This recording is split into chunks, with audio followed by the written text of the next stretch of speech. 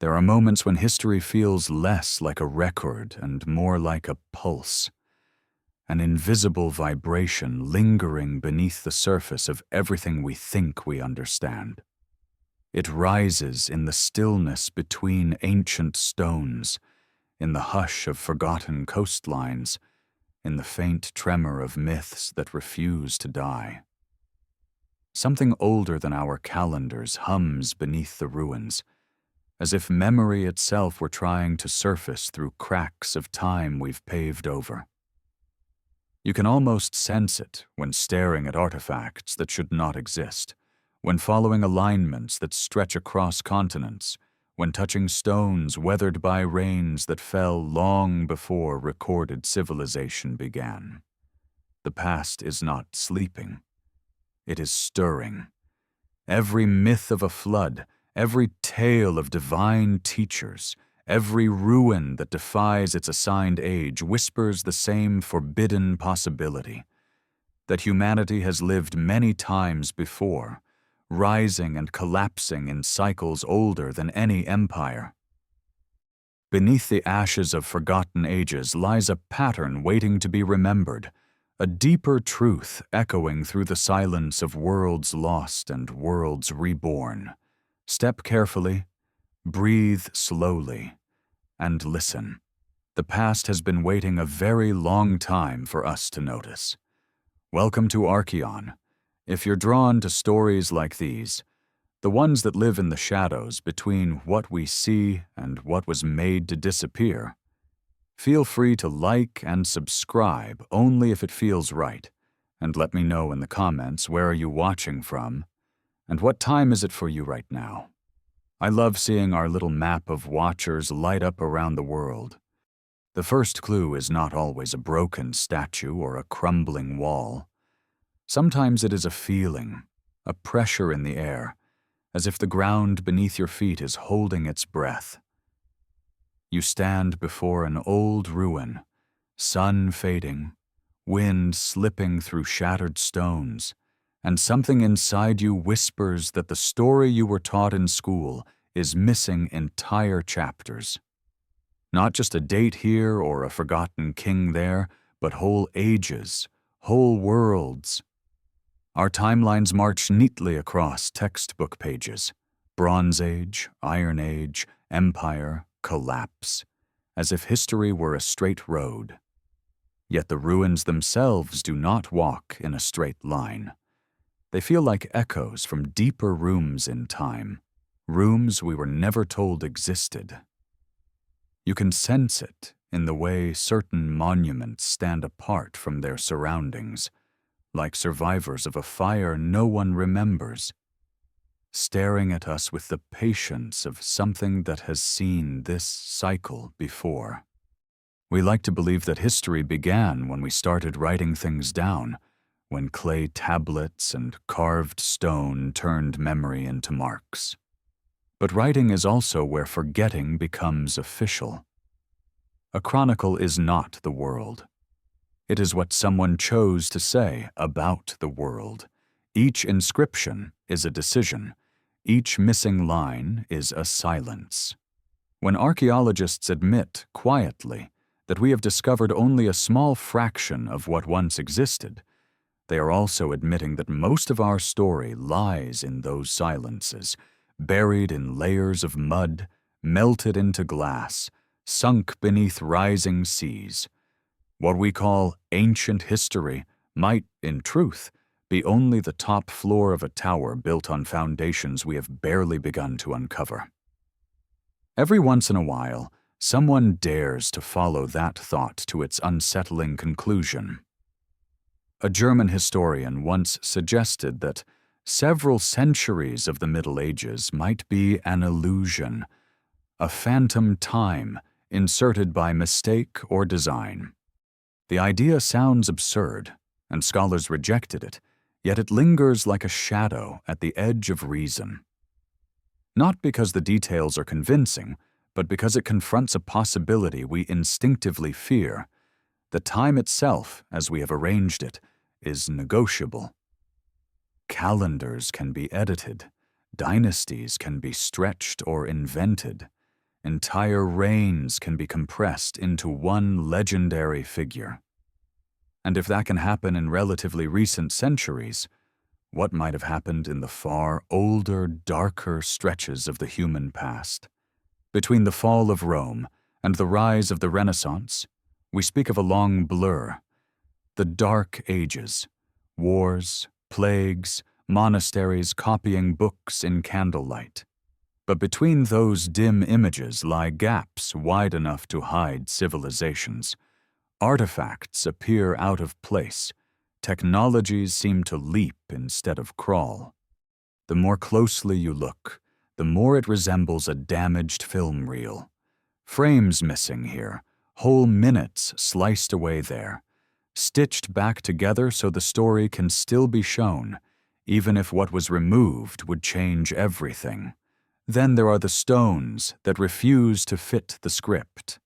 In high mountain plateaus and forgotten deserts, blocks of granite and diorite lie cut with such precision that modern engineers run their hands along the edges and fall silent.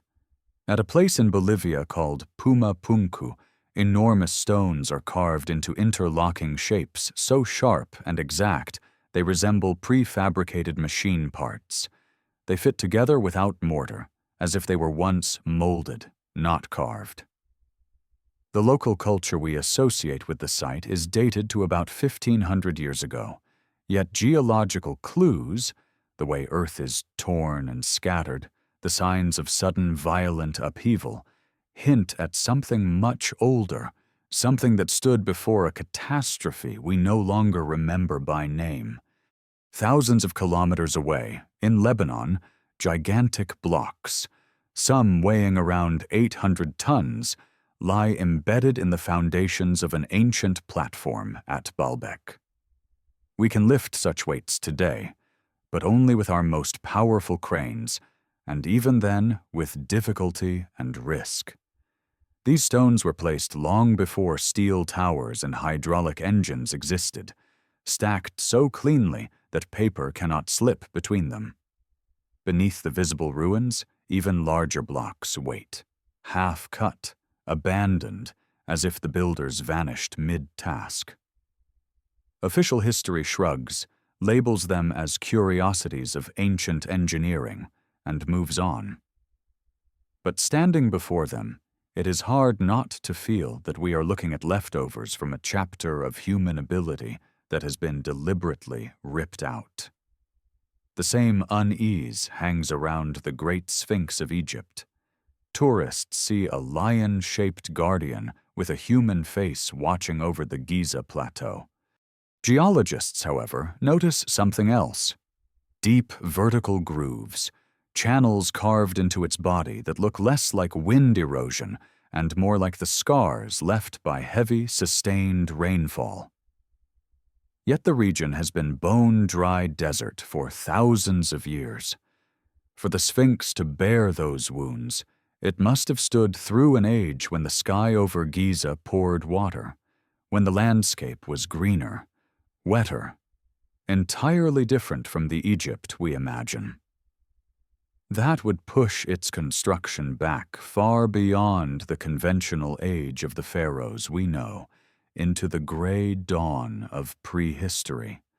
To accept that would mean admitting that the civilization we credit as the beginning might actually be an heir. Buried in southeastern Turkey, another anomaly waited patiently under the soil until the late 20th century. When excavators uncovered Göbekli Tepe, they found stone circles held up by pillars taller than most men, each etched with animals, foxes, vultures, creatures that no longer live there. Radiocarbon dating places the site around 19600 BCE, long before pottery, cities, or even settled agriculture are supposed to have existed. Yet here we find planned architecture, symbolic art, evidence of ritual gatherings. And when its builders were done, they did something strange. They buried the entire complex on purpose, filling it in as if sealing a time capsule. Who buries a temple unless they are trying to protect it from something? Or from someone? One by one, sites like these poke holes in the neat fabric of our history. Pumapunku, Baalbek, the Sphinx, Göbekli Tepe. They do not shout their message. They simply sit and endure, weathering millennia while human theories rise and fall around them. Their very existence suggests that our timeline is too short, too tidy, too comfortable. It is as if someone tried to smooth out the wrinkles in the past, to iron a spiraling, chaotic pattern into a straight line, and these stones are the creases that refused to flatten. There is a recurring whisper among those who study these anomalies. Maybe there was an epoch before ours, a forgotten age of humanity that reached heights of knowledge and craft we have not yet recovered, erased not by invading armies, but by the planet itself. At the end of the last ice age, around 12,000 years ago, the world changed abruptly. Massive ice sheets melted, oceans surged over coastlines, climates flipped in what geologists call a meltwater pulse, a sudden rise in sea level. Imagine entire continents' worth of shoreline swallowed in centuries, perhaps even in lifetimes. If cities or ports or lowland kingdoms stood there, they would now lie in darkness under hundreds of feet of water. The survivors would retreat inland, wandering into new lands with shattered memories and stories of a world that drowned. Those stories did not vanish. They hardened into myth. Atlantis sinking in a single day and night, swallowed by the sea. A righteous man building an ark as floodwaters rise, animals climbing aboard 2 by 2. Gods warning their favorite mortals to flee to mountaintops before the waves arrive. Indigenous tales of ancestral lands swallowed by the ocean, of shining cities that once stood where the water now stretches to the horizon. We dismiss these as metaphors or morality plays, yet their details align with eerie precision. Fire from the sky, walls of water, darkness, cold, a world reset and begun again. Nature, however, is not the only force that can erase a civilization. Sometimes what disappears is not stone, but knowledge. A flood can drown cities, but a fire in the right building can drown ideas. When the Library of Alexandria fell, whether through a single great blaze or a slow series of destructions, countless scrolls turned to smoke. Some held philosophies, some mapped trade routes, some perhaps described lands and ages we have long since forgotten. But there is a deeper question beneath the tragedy. How much was lost by accident, and how much was quietly removed before the flames ever touched the shelves? Every empire shapes its own story. The victors write the chronicles, the defeated vanish into anonymity, and uncomfortable truths are quietly edited away. Records of rival religions are labeled heresy. Accounts of older cultures are reinterpreted or suppressed. A king who seized power might lengthen his lineage, claiming descent from gods or heroes to legitimize his rule. Scribes tasked with copying texts can omit, clarify, or harmonize contradictions. Over centuries, those edits become the truth everyone agrees upon, not because it is accurate, but because there are no surviving voices left to contradict it. In almost every great civilization, there are hints of forbidden chronicles, books and tablets whispered about but never openly shown. Lost gospels, royal annals kept in hidden archives. Alternative creation stories buried beneath temples. We hear rumors of them in later writings, a reference here, a complaint there, like shadows of volumes that once existed. Some may have preserved memories of prior cycles, of older worlds, of visitors who arrived when the sky and the earth were different. What happens when such texts surface? They are usually dismissed as apocryphal, locked away, or quietly misplaced. Power fears anything that might loosen its grip on the story people believe about themselves. And yet, even as institutions try to seal away inconvenient truths, the earth keeps pushing them back into our hands. A farmer stumbles on a jar of ancient manuscripts hidden in a cave. Divers find stone blocks shaped like roads and walls on the seafloor. A satellite image reveals faint geometric patterns under desert sands, hinting at buried cities in places we assumed were always empty.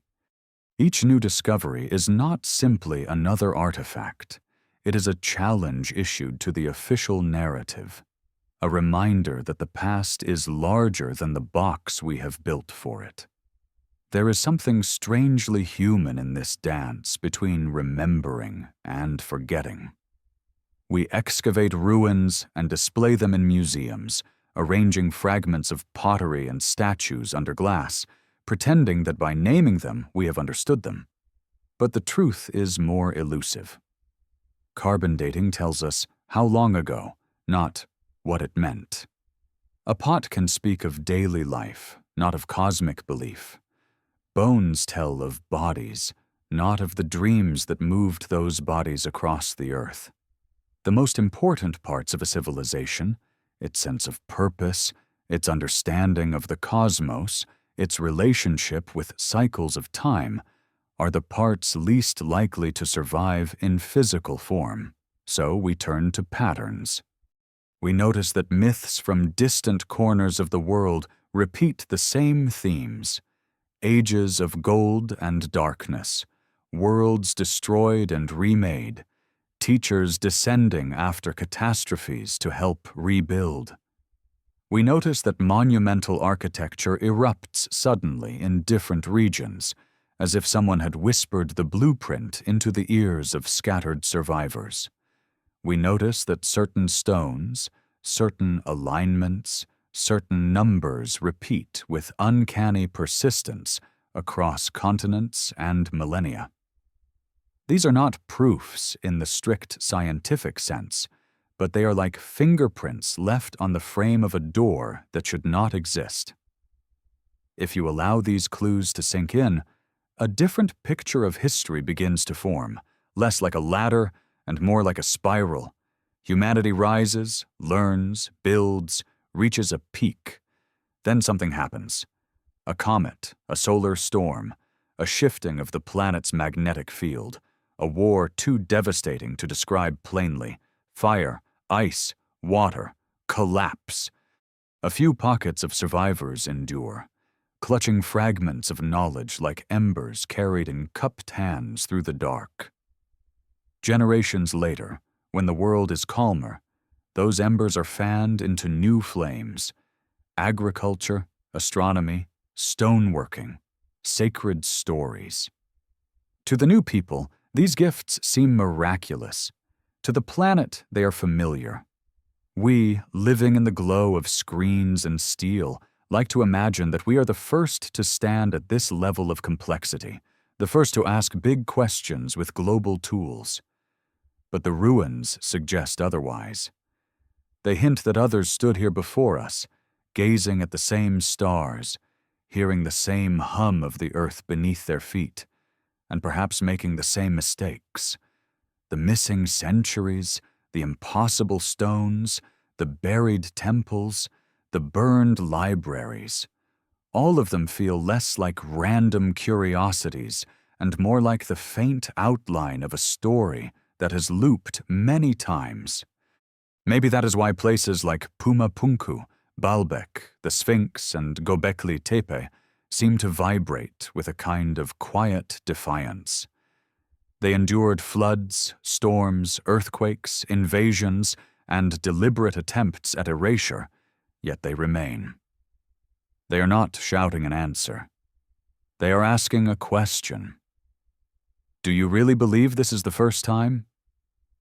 They wait for a species capable not only of measuring their dimensions, but of listening to what their very existence implies. That under the dust and water and carefully curated timelines lies a lost epoch, a vanished chapter of human history that might change everything we think we know about who we are, where we came from, and how many times we have already begun. The land remembers in ways the sky does not. Wind erases footsteps, rivers carry away bones, but stone holds its memory like a clenched fist, and when we follow its trails across deserts and jungles and forgotten highlands, we begin to see a pattern too deliberate to be coincidence. It appears in alignments so precise they mimic celestial maps, in pillars carved with animals long vanished, in monuments whose architects vanished long before their techniques were rediscovered. To walk among these sites is to feel the presence of something immense and silent, a knowledge older than soil, older than myth, older even than the languages we use to describe the world. It is a presence that stirs the ground beneath your feet, a whisper of geometry and intention embedded in stone. And it forces the mind to confront a possibility that modern history has tried to sidestep. What if the sky itself was once a textbook, and the earth only the page? Long before telescopes and compasses, before equations and engines, ancient builders looked upward, not for faith, but for structure. The first scientist may have been a shepherd watching stars slide slowly across a night horizon, realizing that the heavens moved not randomly, but with a rhythm as steady as breathing. Over centuries, this rhythm became a grammar, and from that grammar emerged a language carved not on paper, but into temples and pyramids and circles of stone. They were not worshipping stars, they were documenting them. What we call myth may hide observational science encoded in symbols, measured not with metal instruments, but with the human lifetime itself. Take Giza, for instance, a place so iconic we forget how anomalous it is. The three Great Pyramids do not sit randomly. They mirror the ancient configuration of Orion's belt, not as it appears today, but as it appeared around 10,500 BCE. The alignment is not a rough resemblance, it is geometric, calculated. To understand this is to understand precession, the slow wobble of Earth's axis, like a spinning top losing balance, a motion so slow it takes nearly 26,000 years to complete a single cycle. To track such a cycle requires observation across millennia. No civilization we acknowledge existed at that time should have had the continuity or stability to record such a pattern, and yet the stones suggest otherwise. They tell us that someone was watching the heavens long before our current timeline allows. Further west, across the desert edges of Africa, lies Nabta Playa, where nomadic herders erected a circle of stones older than Stonehenge and aligned it to the rising of specific stars, particularly Sirius, the brightest point in the night sky. To align any structure to celestial movements requires long-term observation. To align it correctly demands a conceptual understanding of the sky's long cycle. These herders, we are told, lived simple lives, moving with cattle, gathering water, following seasons. But their monument suggests otherwise. It suggests they inherited a memory, a practice, a pattern that predated their tribe, a fragment of knowledge carried from an earlier age. The same fingerprint appears at Göbekli Tepe, not merely in the carvings, but in the placement of the pillars themselves. Some researchers have suggested that the animal motifs correspond to constellations, that the site is a star map carved into the landscape. One relief, showing a vulture, a scorpion, and a series of peculiar symbols, may describe a celestial event. A comet that struck Earth around 10,900 BCE, initiating the Younger Dryas cooling. If that is true, then this site is not simply a temple, but a memorial, a record of disaster, a message left to the future carved in stone because parchment would rot and memory would fade. Across the Atlantic, in the high Andes, the ancient city of Tiwanaku sits near Lake Titicaca like a half-remembered dream. Its Gate of the Sun, a monolithic arch carved with astronomical symbols, aligns with the rising sun during certain points in the solar year. But when corrected for Earth's shifting axial tilt, it aligns perfectly with a sky configuration that existed thousands of years earlier than the official construction date. It is as though the builders were copying something older, something passed down through generations, or rediscovered after a world-resetting catastrophe. Patterns like these refuse to stay local.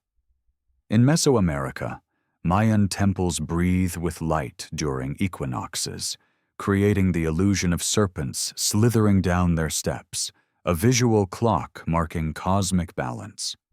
Thousands of miles away in Southeast Asia, the Angkor Wat complex mirrors the constellation Draco, its towers rising in the same formation as the stars above. The builders had no contact. Their civilizations were separated by oceans and epochs, yet their monuments echo each other with uncanny synchronicity. It is as if they were all responding to a memory imprinted on humanity itself, a memory of something seen in the sky long before nations existed. Even more curious is how many ancient sites encode celestial constants into their very foundations.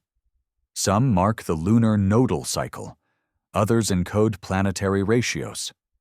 A few, when measured with modern instruments, reflect distances and values eerily close to mathematical constants like P and F, numbers essential to engineering and nature alike.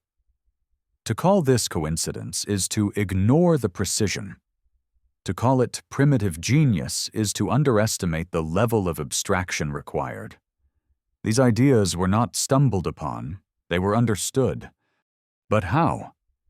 That question sits like a stone on the chest of modern archaeology. Our story of human development insists that mathematics evolved slowly, that astronomy emerged only with settled agricultural societies, that alignment required written charts and advanced tools. Yet the structures say otherwise. They point to knowledge far older than the civilizations that inherited them. Knowledge that did not belong to one tribe or region, but to many. As if scattered across the world were embers from a single great fire, glowing faintly through the centuries. What if this global pattern was not born from coincidence, but from continuity? What if there was a chain of transmission stretching across prehistory, carried by survivors of catastrophe, encoded into myth, ritual, and stone? When a culture collapses, it loses its cities first, its population second, and its memory last. Memory becomes story, story becomes legend, legend becomes myth, and myth, stripped of its historical clothing, becomes a riddle waiting to be solved. The constellations may be the oldest library humanity ever used, a celestial archive that remembers what the seas drowned and the sands buried. Consider the symbolic language used across continents. Serpents appear everywhere. In the Americas, the feathered serpent Quetzalcoatl. In Egypt, the cobra representing divine awareness. In Mesopotamia, the serpent of creation. In Asia, the dragon representing cosmic order. The serpent as a symbol of cycles, knowledge, or eternity echoes through cultures isolated by vast distances. The simplest explanation is that these cultures inherited the idea from earlier generations, not independently but collectively, the way grandchildren inherit family stories without knowing where they began. Even the myths of celestial visitors, long dismissed as cultural fantasy, share remarkable similarities.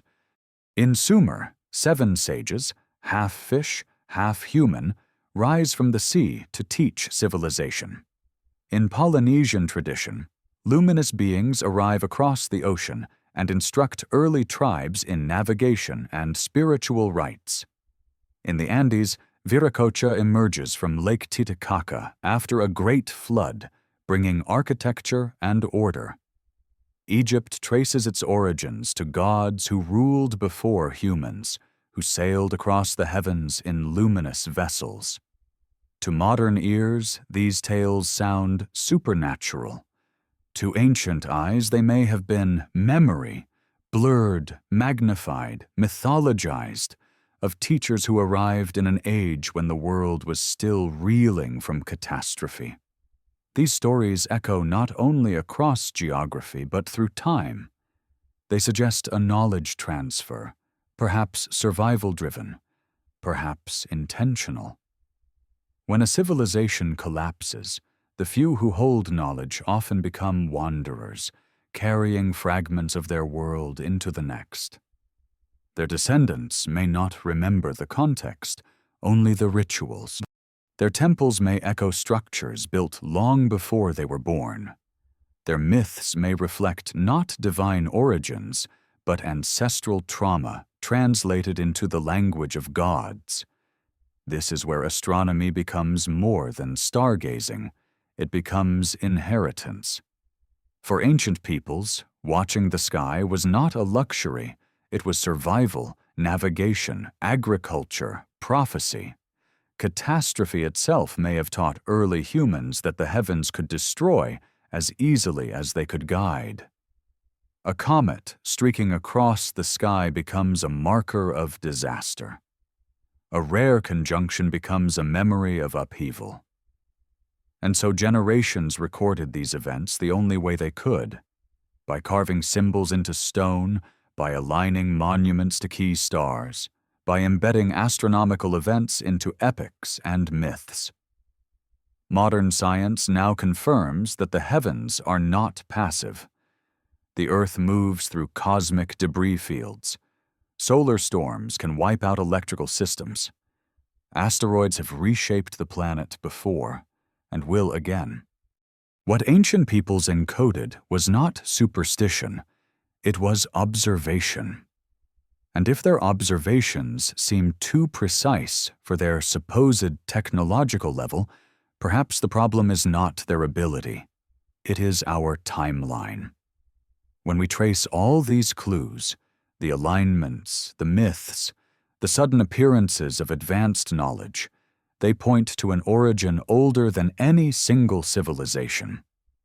A root system buried in deep prehistory, stretching back to an age modern archaeology has barely begun to explore. An age when the world underwent a catastrophic shift, when coastlines vanished, when the sky filled with fire, when humanity shattered into scattered tribes carrying only fragments of their former world. And if even one group survived the fall with knowledge intact, their descendants could have sparked the sudden revolutions that appear in our historical record. Agriculture, writing, monumental architecture, not inventions, but restorations. Perhaps the most haunting clue lies not in stone or myth, but in silence. There is a moment in every ancient site, a quiet pause when you stand beneath pillars carved thousands of years before your great-great-grandparents were born. When the air seems heavier, as though it carries a memory you cannot quite grasp. You feel it in the Sphinx's gaze, weathered by rains it should never have known. You feel it in the shadow of Göbekli Tepe's pillars, buried intentionally as if sealed against meddling hands.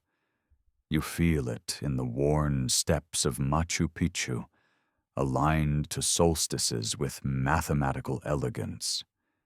It is the sense that we are not the first, that we are walking on footprints so old the earth tried to swallow them. Look long enough at this pattern, and the sky begins to look different too. Not empty, but watchful. Not decorative, but instructive. The ancients were not trying to worship the heavens. They were trying to remember them. Because the last time the world fell apart, the sky gave the warning. And warnings, once learned, become tradition, then architecture, then myth. This is why the monuments endure.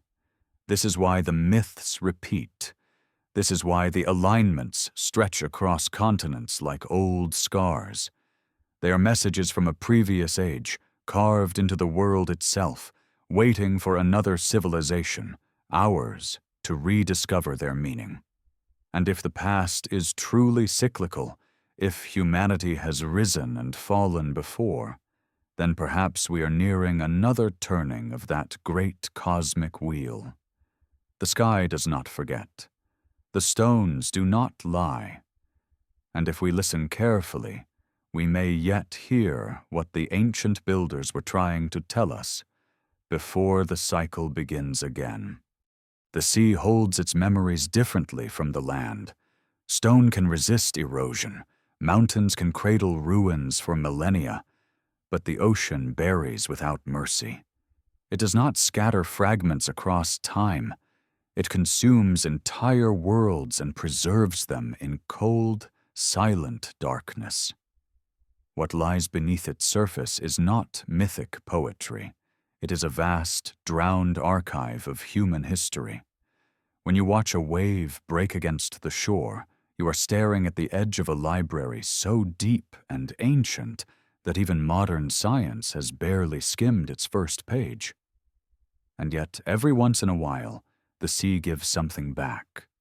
A sonar scan, a diver's photograph, a carved stone lifted from the silt. Each discovery arrives like a whisper from a civilization that should not exist. A voice rising through salt and darkness to insist that our timeline is wrong, that our beginning is not where we think it is. It is said that water remembers. Physicists might debate the metaphor, but mythology has always insisted on it. Flood stories echo across continents, from Mesopotamia to the Andes, from Polynesia to the Indus Valley. What if these stories are not separate local myths, but regional memories of the same global event? When the last ice age ended, around 12,000 years ago, the world drowned. This is not speculation. It is geological fact. Melting ice sheets unleashed meltwater pulses that raised sea levels over 300 feet. Shorelines vanished. Rivers expanded into seas. Islands sank beneath the horizon. Entire ecosystems disappeared in decades. Imagine an ancient port city, market stalls, astronomers tracking the stars from coastal towers, wooden ships moored at stone harbors, slowly watching the ocean creep upward until, in the span of a few generations, everything is gone. The survivors would flee inland carrying only stories. Their children would inherit legend. Their grandchildren might remember only the warning. The sea can take everything.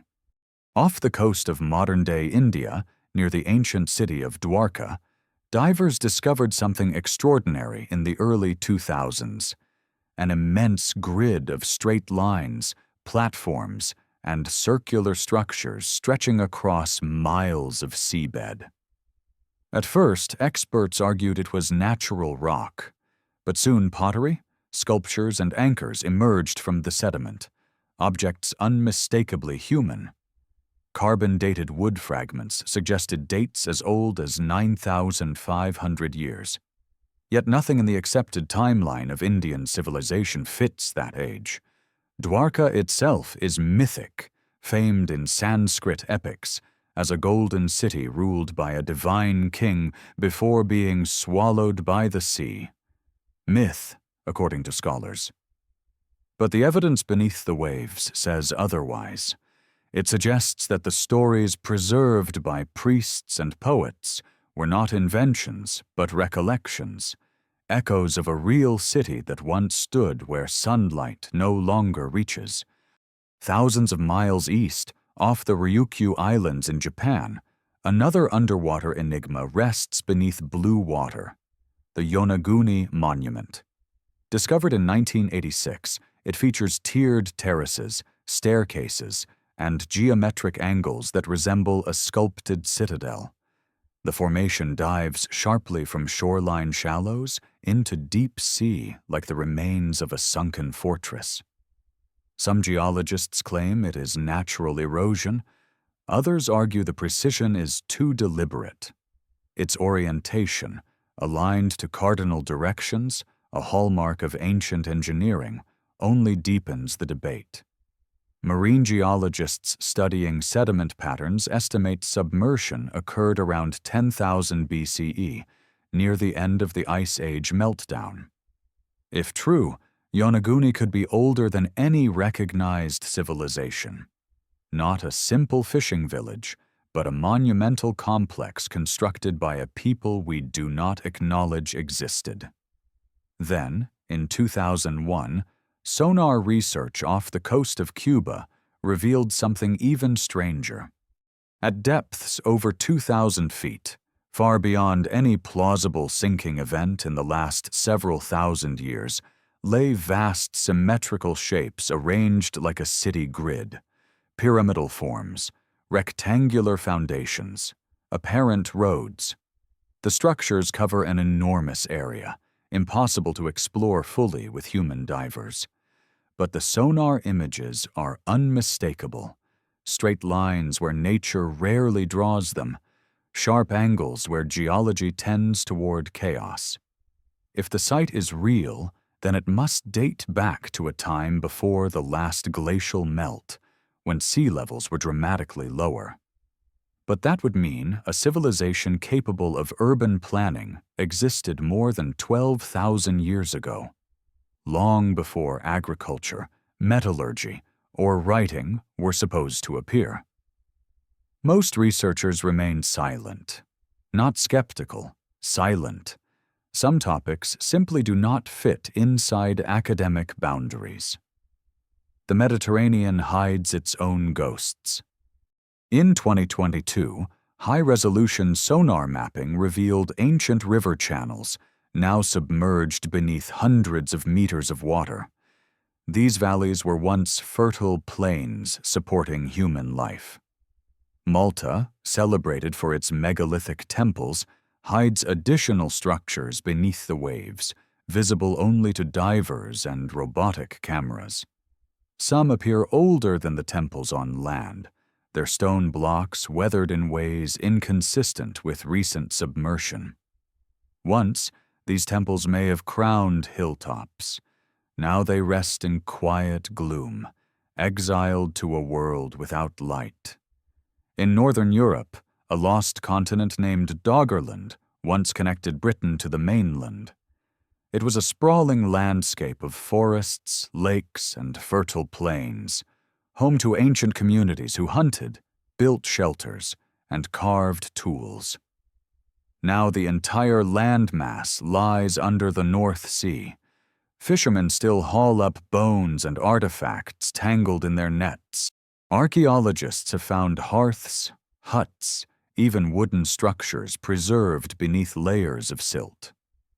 Doggerland vanished not because of one dramatic event, but through a combination of rising seas and sudden cataclysms, including a massive undersea landslide that sent tsunamis crashing across prehistoric coastlines. One day, the land was home. The next, it was gone. What makes these discoveries so haunting is not simply their age, but their distribution. The pattern is global. India, Japan, Cuba, Malta, Northern Europe, the Caribbean, Southeast Asia, even the Americas whisper submerged mysteries, from drowned forests in the Gulf of Mexico to underwater walls near Bimini in the Bahamas. Something enormous happened at the end of the Ice Age, something that reshaped coastlines worldwide and erased whatever civilizations may have thrived near the shore. If human societies existed before the flood, whether simple or sophisticated, we would expect their ruins to lie where they used to live, along the coasts, exactly where the rising seas swallowed them. Which brings us to Atlantis, a name so soaked in legend that modern historians flinch at it. But Plato did not describe Atlantis as a myth. He described it as a memory passed down by Egyptian priests. He offered an exact location, beyond the Pillars of Hercules, and an exact time frame, 9,000 years before his era. He described its destruction in a single day and night of catastrophe, earthquakes, floods, fire from the sky, and he insisted that the story came from historical records, not imagination. Today, the ocean floor off the coast of Europe holds scars and ridges that hint at ancient upheaval. Submerged cave systems in the Azores contain carvings and walls that should not be there. Off the southern coast of Spain, buried beneath mud and sand, researchers have found circular patterns resembling Plato's description of Atlantis's rings. Each discovery becomes a spark, and authorities rush to douse it. Not because the evidence is lacking, but because the implications would rewrite everything. Beneath all these sites lies the same refrain.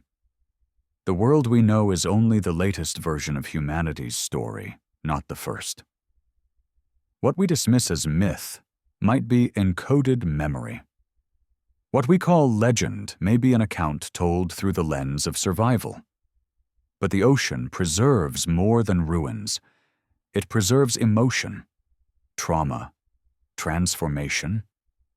Cultures across the world share flood narratives not because they copied each other, but because their ancestors endured the same disaster.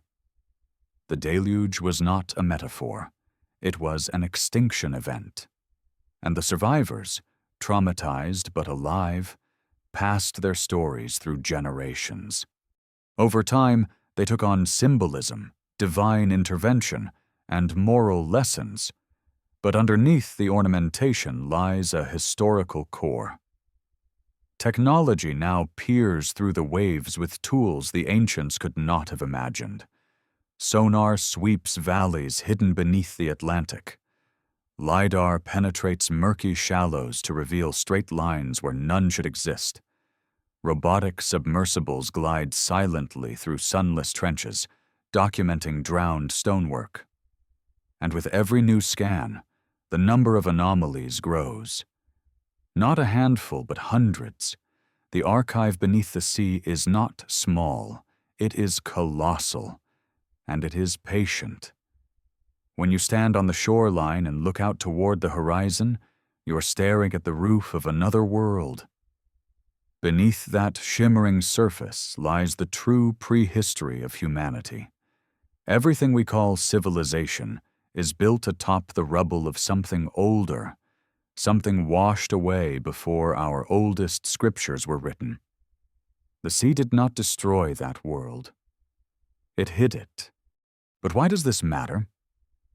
Because the more we rediscover from the ocean floor, the more we realize that civilization may not be a recent invention. It may be a recurring phenomenon, rising, falling, drowning, and rising again. We may be the inheritors of broken memories, fragments of knowledge that survived catastrophe by sheer accident. Agriculture appears suddenly, astronomy appears suddenly, monumental architecture appears suddenly, not as inventions, but as revivals. Perhaps the earliest survivors of the flood kept more knowledge than we assume. Perhaps they preserved fragments of their former world, encoded in myth, embedded in ritual, carved into rock. Perhaps they taught the next generation how to remember through symbols when words failed. The ocean also teaches humility. We often talk about exploring space, as if the cosmos holds all the undiscovered wonder left in the universe. Yet our own planet hides secrets so profound they could upend everything we think we know. The deepest trenches of the ocean remain unexplored. The continental shelves, where ancient cities once stood, are barely mapped. We have better imaging of the surface of Mars than of our own seabed. Sometimes, late at night, when the tide is low and the air grows strangely still, you can almost imagine hearing it, the faint echo of a city breathing beneath the waves.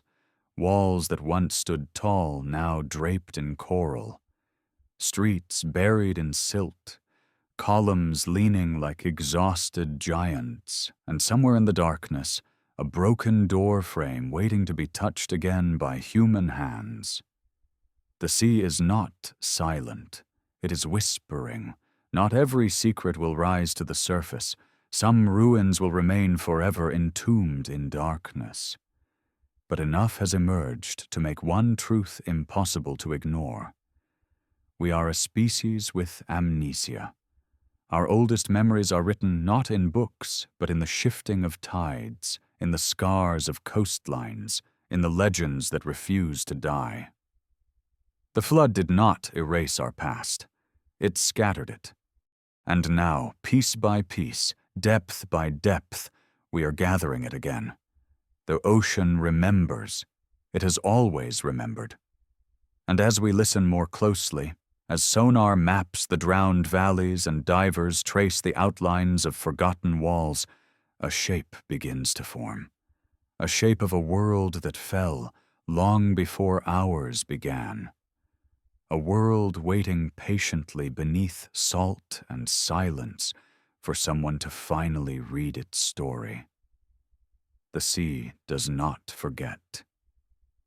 It only waits. Before words were written, they were felt. Long before alphabets, before symbols pressed into clay, there were rhythms, breaths, murmurs, chants rising in pitch like embers lifted by wind. Sound was the first thread that tied human consciousness to the world. Not language as we think of it, but vibration, echo, resonance, a hum in the chest that matched the storm rolling over distant mountains, a drumbeat mimicking the pulse of the earth beneath bare feet. Even now, when you stand inside certain ancient structures, you feel that same hum, as if the stones themselves remember the songs sung within them. It is a sensation older than writing, older than civilization, older than memory itself. A reminder that language did not begin with grammar. It began with reverberation. The origins of writing, as taught in textbooks, unfold neatly. Sumer, Egypt, the Indus Valley, China. Scripts appearing suddenly, fully formed, as if a switch had been flipped across continents. But when you look closely, the neat timeline starts to crack. How could such complex systems of signs, capable of recording laws, trade, astronomy, ritual, emerge fully coherent with no transitional stages, no scribbles evolving into symbols, no preliminary marks slowly sharpening into letters? Instead, cuneiform arrives like an inheritance, not an invention.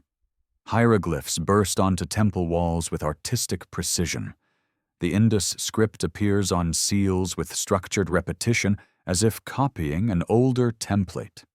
Even the oracle bones of China show a sophistication that suggests not a beginning, but a continuation.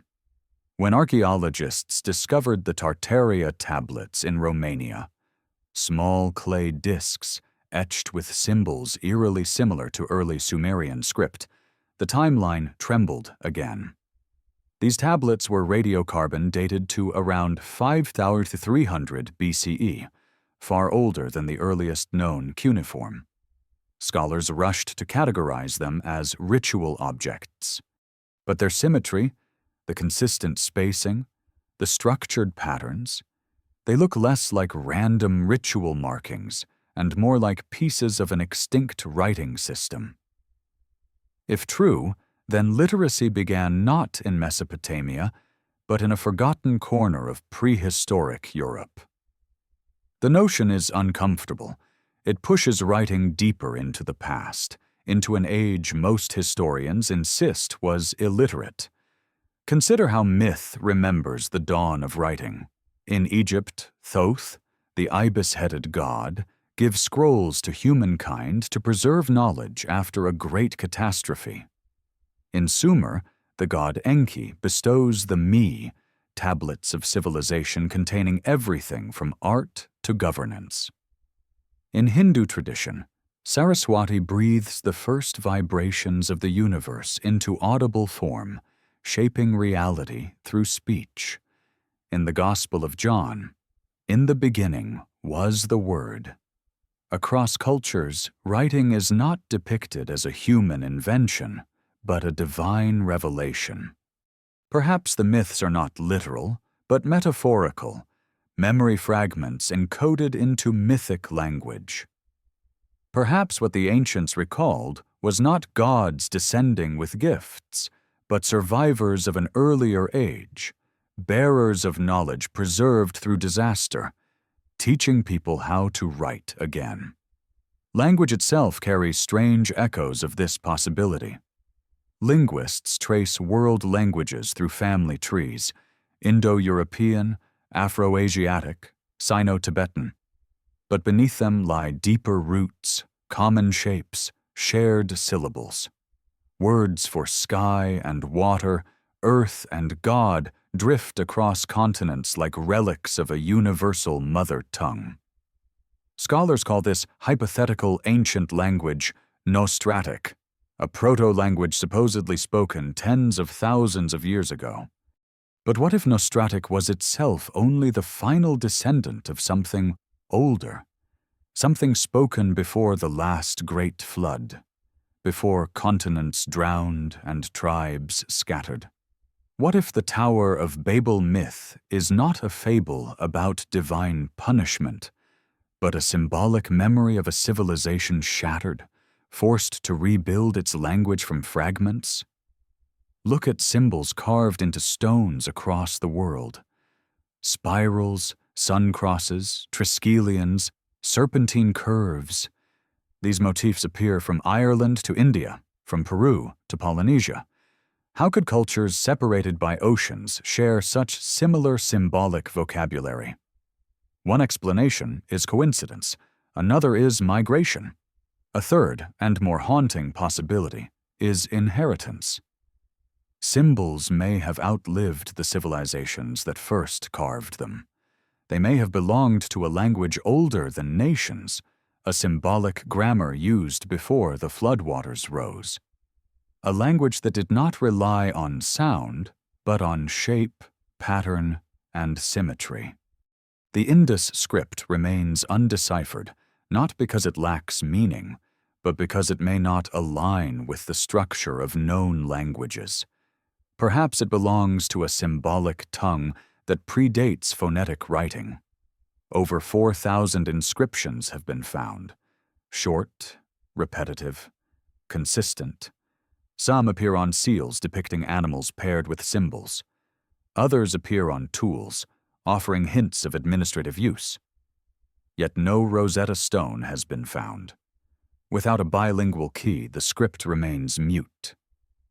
But maybe the key we need is not linguistic. Maybe we must understand the worldview of the people who carved it. A worldview where writing was not sound representation, but concept mapping, where symbols were fractals of meaning rather than words. Writing is not the only mystery.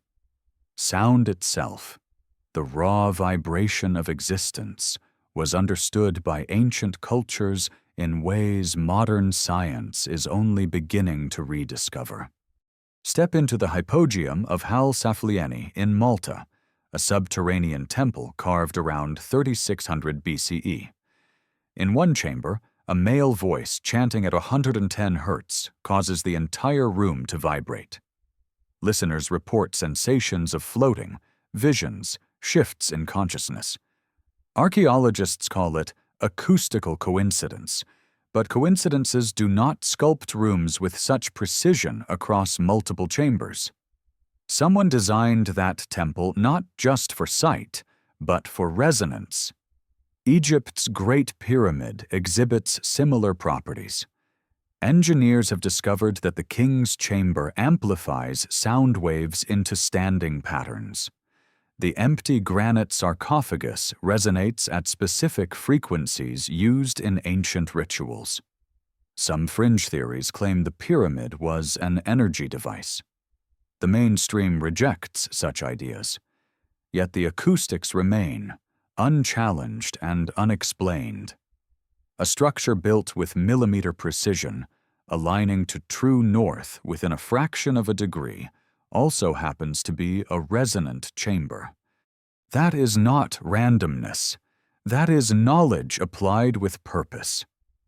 In Scotland, the vitrified forts, ancient stone structures whose walls have been melted into glass, pose another puzzle. Heat hot enough to fuse stone requires temperatures of at least 1,000 degrees Celsius. No conventional ancient technology can account for such intense, sustained heat. Some propose ritual burning, others suggest lightning strikes, but the scale and uniformity of vitrification imply something more deliberate. Could it be that the ancients used vibrational techniques that generated extreme heat? Could sound itself, magnified through architecture, alter matter? Modern science can levitate particles with sound waves, compress, and heat them through acoustic pressure. What if the ancients discovered similar principles using stone, not circuits? Then there are the tales whispered through myth and legend, of songs that moved mountains, of priests who commanded stone with chants, of walls that vibrated open. Modern ears hear metaphor. But maybe metaphor was the only safe way to encode dangerous knowledge. Across Asia, shamans use overtone chanting to enter trance states. Tibetan monks generate harmonics that affect heart rhythm. Indigenous tribes of the Amazon use vibrational songs to heal, synchronize breath and spirit. These traditions may not be spiritual inventions. They may be memories of a time when vibration was a tool, a technology. Consider the Rosetta Stone, which unlocked Egyptian writing through a parallel text. What if humanity once possessed a far older Rosetta? Not a slab of stone, but a shared vibrational understanding. What if the earliest languages were not spoken or written, but sung? A proto-language of resonance, where meaning was carried through pitch, rhythm, and tone. In modern physics, matter vibrates, energy vibrates, consciousness itself may vibrate. This was not unknown to the ancients. They built their temples as tuning chambers. They used stone the way we use circuitry. They shaped sound with architecture. Perhaps writing, as we know it, is the shattered remnant of an original system. A system that unified sound, meaning, and geometry. A language capable not only of communication, but of altering perception, maybe even the environment. Myths of the language of the gods linger in every culture. Hebrew mysticism speaks of letters whose shapes mirror the structure of creation. Vedic texts describe sacred syllables that vibrate across cosmic layers. The Navajo chant their landscapes into harmony through sung words. These are not coincidences. They are fragments of a lost world view in which language was not symbol, but force. When ancient builders carved inscriptions into temples or statues, perhaps they were not merely labeling or storytelling. Perhaps they were preserving the final traces of a linguistic technology that once shaped reality itself. A technology that shattered when the flood came, leaving only pieces behind, scripts we cannot read, symbols we misinterpret, myths we treat as fable. Modern linguistics, for all its brilliance, cannot explain the sudden appearance of writing systems across multiple continents, nor can it account for the deep structural similarity between languages separated by oceans. Even deeper still is the inexplicable emergence of fully formed symbolic systems: Egyptian hieroglyphs, Chinese oracle bone script, Sumerian cuneiform, each one a complete linguistic universe with no evolutionary trail. Perhaps this is why the concept of proto-languages feels insufficient. It assumes slow development over time.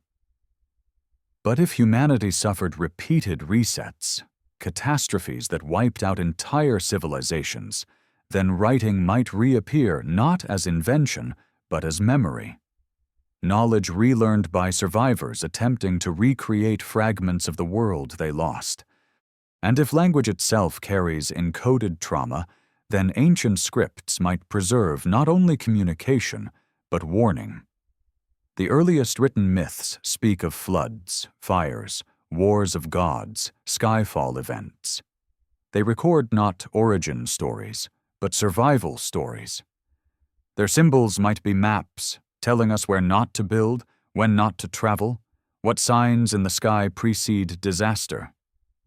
The sea swallowed cities, ice erased landscapes, fire melted stone. But writing is stubborn. It hides behind clay and bone, waiting. A symbol carved into a seal can outlast an empire. A sign etched into stone can survive millennia of silence. We stand today on the edge of rediscovery. The more ancient tablets we unearth, the more we realize that writing did not begin at the dawn of civilization. It began before the dawn. It began in the twilight of worlds that fell, worlds whose languages died in floods and fires, but left behind fragments for us to assemble. We think we are the first to write our story. We are not. We are merely the first to forget so completely. And perhaps, if we listen closely, not with ears, but with whatever sense still remembers vibration, we might hear the echo of that original voice, the voice that shaped the first word, the word that shaped the first world. Somewhere beneath layers of sand and sea, the rest of the sentence waits. There are moments when the earth speaks not through symbols or stone, but through bone. Beneath the soil, beneath the quiet fields and city foundations of the modern world, lies a record written not by scribes, but by evolution itself. A story of beings who walked this planet long before the version of humanity we know. And when those bones surface, even briefly, they tend to unsettle the narrative we cling to. Most are explained away, categorized, dismissed, or quietly archived. But every so often, one escapes the net. A giant femur buried in ancient clay, a skull elongated beyond any cultural explanation, a mandible too large to fit within the strict boundaries of normal. These anomalies do not simply challenge our understanding of the human past. They hint at entire branches of humanity wiped clean from the timeline, ancestors erased not by natural selection alone, but by catastrophe, time, and perhaps something more deliberate. We are taught that human evolution is a staircase: ape, primitive hominid, Neanderthal, Homo sapiens. A clean progression, each rung replacing the last. But the deeper archaeologists dig, the less that staircase resembles a steady climb, and the more it resembles a labyrinth, a tangle of corridors, side chambers, and dead ends. Extinct species appear and vanish suddenly. Genetic lines split and recombine in ways that defy neat diagrams. We know now that Neanderthals interbred with early humans, and that Denisovans, unknown until a tiny bone fragment surfaced in a Siberian cave, contributed key genetic traits to modern populations. If an entire human species could remain hidden until the 21st century, found only through a sliver of bone, how much else remains buried, not just physically, but conceptually? In the late 19th and early 20th centuries, newspapers across North America published accounts of giant skeletons discovered in burial mounds. Some were 8 feet tall, some more. Many had unusually robust skulls or double rows of teeth. Photographs surfaced. Excavation teams filed reports. Museums accepted specimens that were never seen again. The stories became so common, they drifted into folklore. And yet, beneath the exaggerations and tall tales, there are consistent patterns, dimensions too large to dismiss as mismeasurement, artifacts found alongside the remains suggesting craftsmanship and ritual, not mere oddity. The Smithsonian Institution is often named as the final destination of these skeletons. Whether fact or conspiracy, the pattern of disappearance persists. The bones arrive, but they do not remain. Across the world, in Peru's Paracas region, archaeologists unearthed elongated skulls, some far larger in cranial capacity than any result of cultural cranial binding. Binding can reshape the head, but it cannot increase its volume or alter cranial plates in ways inconsistent with known human anatomy. DNA tests performed in the 2010s suggested anomalies, haplogroups unusual for the region, inherited markers not aligning with local populations. Critics argued contamination. Supporters argued suppressed data. But the skulls themselves remain, physical objects carved by time, not imagination. They force us to confront the possibility that ancient Peru once housed a population with genetic traits now extinct, people whose heads were shaped not by ritual alone, but by heredity. Then there is the case of Homo naledi, discovered deep within a South African cave. The species combined primitive features, small brains, curved fingers, with advanced behaviors like intentional burial. Their physiology suggests an evolutionary outlier, not a missing link, but a parallel branch. Their existence rewrites the notion that intelligence is tied to brain size. It hints that other species may have thrived with different neurological designs, perhaps even designs suited to environments or catastrophes lost to deep time. But the most haunting clue of all is Homo floresiensis, the so-called hobbits of Indonesia. Standing only 3 feet tall, with distinct skeletal features, they lived until as recently as 50,000 years ago, long after modern humans began spreading across the globe. Their tools show sophistication, their existence defies expectations, and their sudden disappearance remains a mystery. If a race of miniature humans lived alongside us just yesterday, in evolutionary terms, why could not a race of giants have existed just a little further back? Evolution is not linear. It is not tidy. It is not the story we prefer to tell ourselves. It is a wilderness of branching paths, many of which end abruptly, leaving no descendants to tell their story. And when those stories surface, they are often too strange to fit neatly into the textbooks. Ancient myths, strangely enough, remember what modern science forgets. In Sumerian tradition, the Nephilim, giant beings born of the gods and humans, once walked the earth. In Greek lore, Titans shaped the mountains. In Norse legend, the Jotun, the giants, were not brutish monsters but primordial beings with knowledge of cosmic cycles. Native tribes across North America preserve oral histories of the Sitaka, a race of red-haired giants who lived in Nevada before being wiped out. In Africa, stories of Chain tell of tall ancient people with unusual abilities.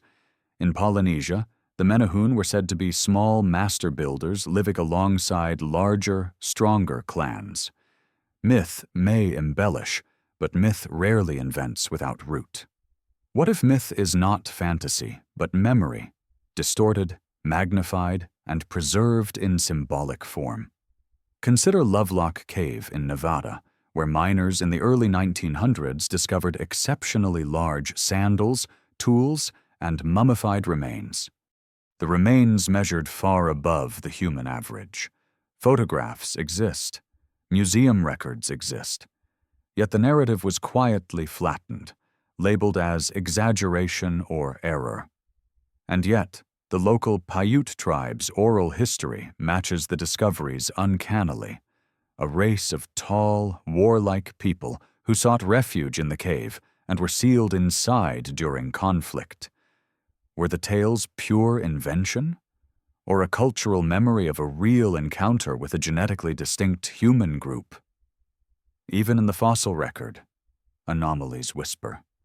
Giant footprints fossilized in rock alongside smaller ones, dating to epochs where humans should not exist at all.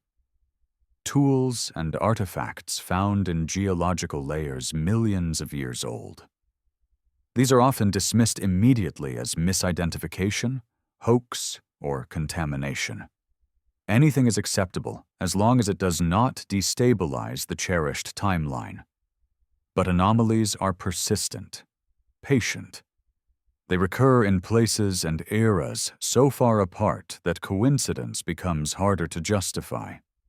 Modern evolutionary biology acknowledges that humanity once hosted many species at once, cousins and competitors branching from the same root, each adapted to specific environments, high altitudes, tropical forests, cold climates, thick air, thin air. Some survived. Many did not. The survivors became part of us, literally. Our DNA is a mosaic, a tapestry woven from threads older than our written history. Some genes we carry, genes that help us adapt to altitude or resist certain diseases, come not from Homo sapiens but from Denisovans or Neanderthals. If fragments of extinct species linger in our blood, then who is to say that other branches did not once flourish? Branches taller, smaller, stronger, stranger? What if some vanished species were not wiped out by natural processes but by cataclysm? Flood, impact, magnetic shift? What if entire branches of humanity, adapted to a world before the Younger Dryas, were simply not suited to the violent shifts that followed? Consider the last ice age. Sea levels were lower, climates stable, ecosystems consistent for tens of thousands of years. Humanity, whatever forms it took, had time to diversify, adapt, specialize. Tall forms may have thrived in open plains, robust against cold and predators. Smaller forms may have adapted to forests or caves. Some groups might have developed advanced cognition earlier than we assume, reaching levels of understanding or technology that we misinterpret as myth because their physical records were washed away. When the ice melted, everything changed. Coastlines drowned, forests shifted, temperatures soared. Species adapted to the old world may have perished in the new. Survivors may have fled to higher ground, merging with other groups, diluting their traits. Over generations, diversity collapses into a narrower set of forms. This is not speculation. It is how bottleneck events work. Genetic bottlenecks filter entire populations through the sieve of survival, leaving only those suited to the new environment. If a race of giants existed before the flood would have destroyed their lowland homes first. If an advanced pre-cataclysmic civilization thrived along ancient coasts, its people, tall, short, or otherwise, would now rest beneath the ocean floor. Bones dissolve under salt water. Structures collapse beneath sediment. Only stories remain, stories we call myth. Even our own bodies echo forgotten ancestry. Scientists have identified ghost lineages, genetic markers in human DNA with no known origin. These markers come not from Neanderthals, Denisovans, or Homo sapiens. They come from a lost branch, an unknown species that interbred with our ancestors. Its bones, its tools, its culture are nowhere to be found. Only its genes whisper that it ever existed. And if there is one ghost lineage, why not many? Ancient architecture also hints at proportions inconsistent with modern human scale. The massive steps of certain Peruvian sites, too tall for normal human stride. Doorways in old temples towering at heights impractical for everyday use. Sculptures depicting beings with elongated limbs or massive torsos. We call these artistic exaggerations, but repetition across continents suggests something else. Perhaps memory, filtered through generations, preserved the image of beings who truly were larger or differently proportioned than we are. Even more perplexing are the myths of hybrid beings, half human, half divine, found from Greece to India, from Mesopotamia to Mesoamerica. These may not be literal, but they may encode something real, genetic mingling between distinct human species. When two related but separate species interbreed, their offspring can manifest unusual traits, strength, size, unique skull shapes. Over time, those traits dilute, but memory remains. Memory becomes legend. Legend becomes divine narrative. Humanity has always been haunted by the sense that something came before us, something greater, stranger, older. The ruins of ancient sites feel too heavy, too precise, too patient. They stand as monuments to hands that may not have looked exactly like ours, and the further back we look, the more the earth seems to whisper the same unsettling truth. We are not the first version of ourselves. The problem is not that evidence is lacking. The problem is that our framework does not allow the evidence to speak. If a skeleton is too large, too unusual, it is sidelined. If DNA is anomalous, it is contamination. If artifacts appear too old, they are misdated. If myths align too neatly across continents, it is coincidence. We protect the narrative even when the earth begs us to question it. Perhaps the greatest fear is not that giants existed, or that other human species built civilizations lost to time. Perhaps the true fear is that our version of humanity is temporary, not apex, but iteration, not culmination, but recurrence, a pattern repeating across ages, rise, flourish, collapse, forget, begin again. When you walk across a quiet field, you may be walking above the bones of people who lived through such a cycle, people whose bodies were shaped by a world that no longer exists. Their height, their strength, their cranial forms were answers to environmental challenges we cannot fathom. Their disappearance was not a failure. It was a transition, and we are next in line. The earth writes its history in layers: bone, stone, sediment, silence. Each layer tells a different chapter, and the chapter we call humanity is only one among many.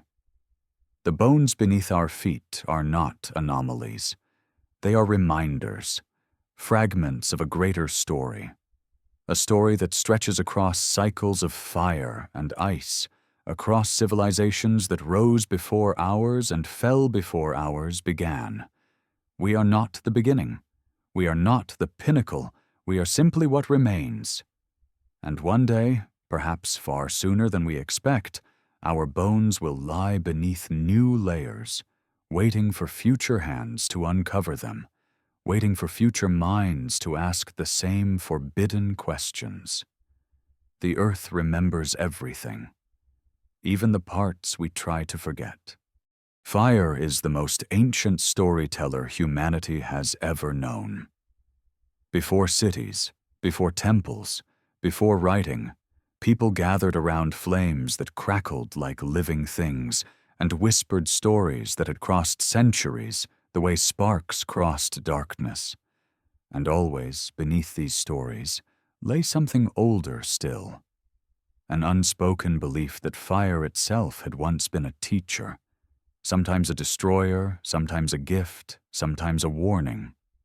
Across the world, mythologies preserve fragments of an era when the sky burned, when the earth shook, when something from beyond the horizon arrived carrying heat that reshaped landscapes and memory alike. These tales do not behave like simple metaphors. They behave like records, distorted over time, but grounded in events so massive that the earth still carries their scars. The oldest stories of fire do not speak of warmth or cooking. They speak of catastrophe. In Aboriginal Australian traditions, a fiery serpent rolls across the sky, scorching the land, bringing an age to an end.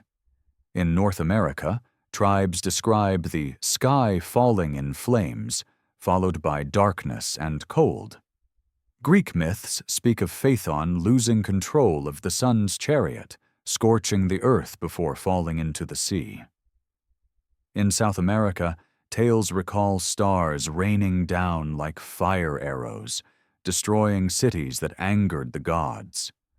These accounts come from cultures separated by oceans and epochs, yet they carry the same core imagery, something blazing in the heavens, falling, ruining, reshaping.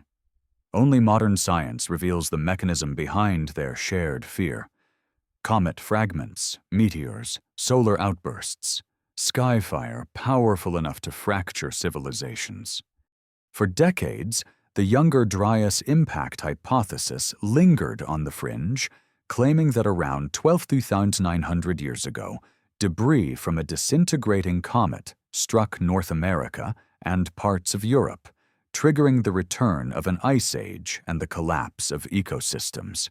Critics attacked the idea until black mats, layers of soot, impact spherules, and nanodiamonds were discovered across dozens of archaeological sites.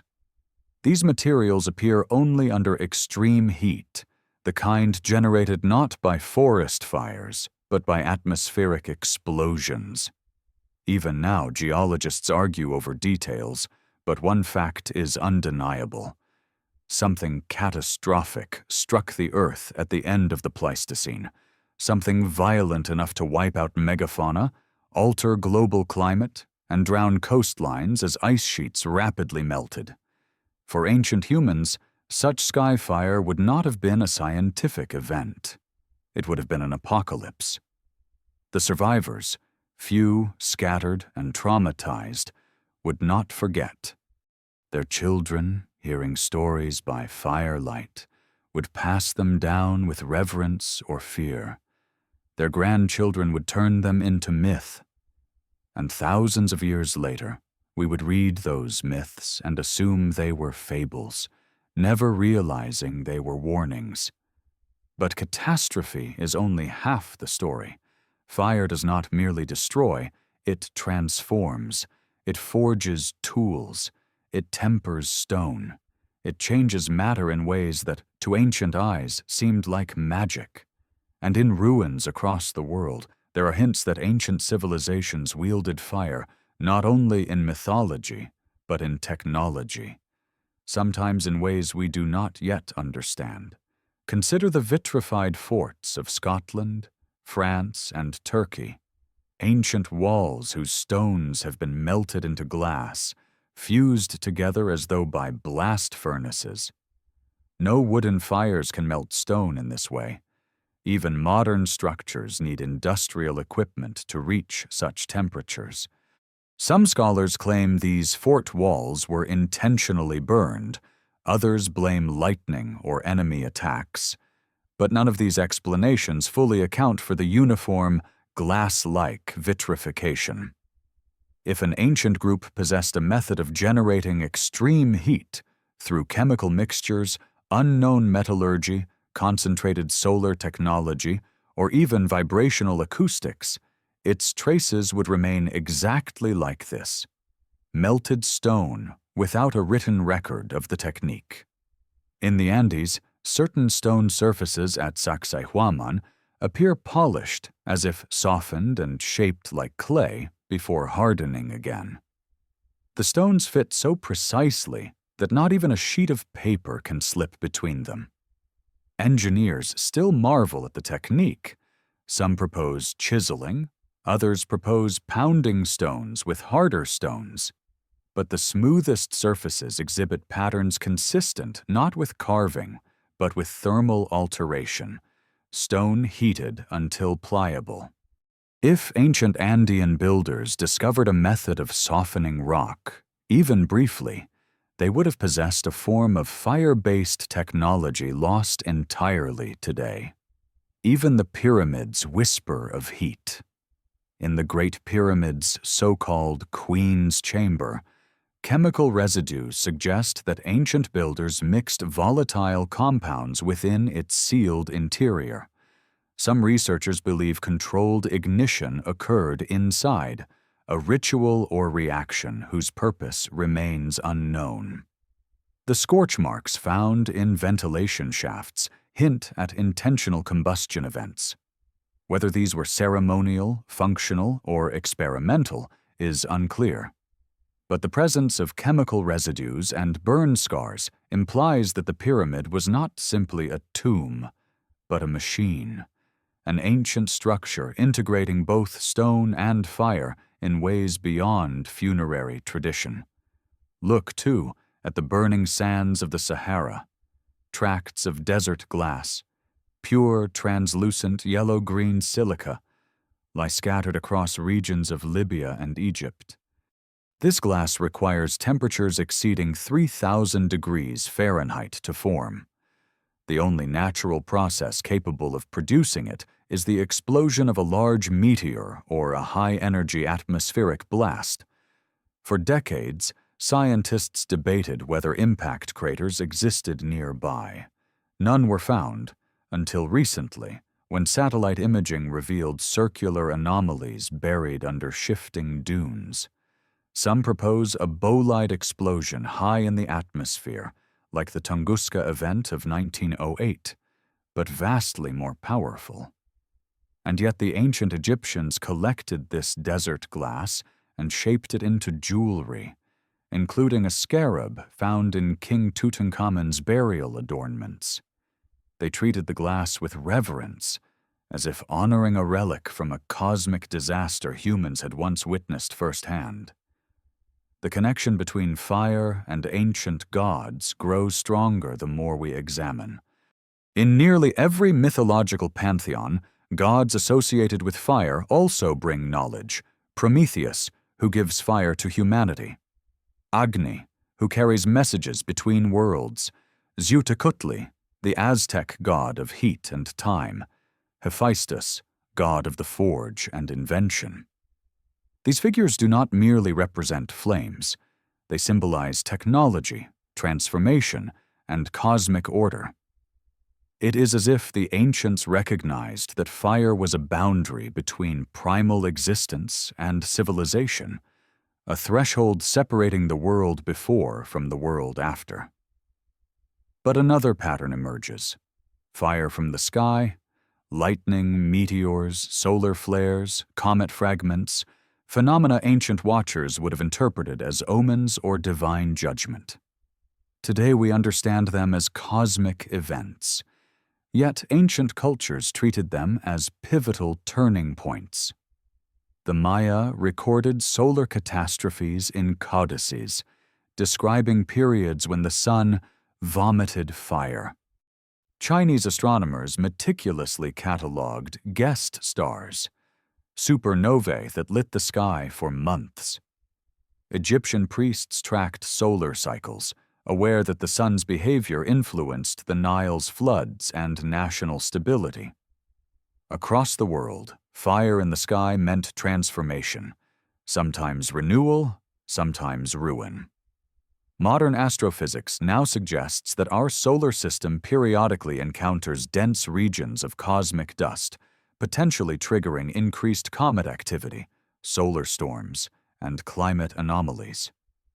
If ancient civilizations lived through one such period, they would have experienced repeated skyfire events, explosions, streaks of flame, fiery impacts. Over generations, those memories would crystallize into religion, ritual, and architecture aligned to celestial cycles. Fire also ties directly to metallurgy, the beating heart of early civilization. The transition from stone to metal appears abruptly in the archaeological record. The earliest copper smelting emerges almost fully formed, as if entire generations of trial and error were skipped. Bronze, an alloy requiring precise ratios, appears widely across regions with no clear chain of transmission. Iron smelting, a process demanding temperatures far beyond open fires, erupts into use in ways historians still cannot fully explain. How did scattered communities across the Near East learn to master fire hot enough to transform ore into tools and weapons? Why do ancient texts describe metallurgy as a divine gift? In the Rig Veda, the god Tvastar forges the first weapons. In Greek myth, Hephaestus constructs tools for gods and heroes. In Mesopotamia, fire and metal are the domain of the gods who shaped civilization. Even the biblical Tubal-Cain is described as an instructor in metalcraft of every worker in bronze and iron. These mythic associations hint that metallurgy may have been a revived skill, a rediscovery after forgetting. Survivors of earlier worlds may have preserved fragments of knowledge, teaching only the basics to new societies, the way one might teach a child the alphabet before expecting them to read. And what of the legends of weapons that burn like stars? Ancient Indian epics, such as the Mahabharata, describe weapons of light, capable of unleashing fire brighter than thousands of suns, scorching earth until soil turns to glass. These descriptions bear resemblance not to poetic metaphor, but to thermal weapons, intense heat waves, flashes of blinding light, atmospheric ignition. Scholars call these stories allegory. Yet they align disturbingly well with memories of cosmic impacts or volcanic super-eruptions witnessed by early humans. Volcanoes themselves were once seen as gateways to the underworld, places where fire breathed from the Earth's core. Entire civilizations built myths around them. Some worshipped them, some feared them, some settled near them for fertile soil despite the risk. When Mount Toba erupted around 74,000 years ago, it nearly extinguished humanity. Some geneticists argue that this event reduced the human population to a few thousand survivors, forcing a bottleneck that shaped our species' genetic structure. If that is true, then fire shaped us biologically as well as culturally. The deeper we explore, the more fire appears not simply as a natural element, but as a mediator between worlds, between creation and destruction, memory and oblivion.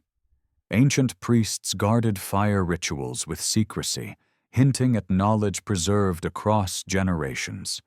Zoroastrian fire temples have burned flames continuously for centuries. the Vestal Virgins of Rome maintained the eternal flame as a symbolic heart of the city.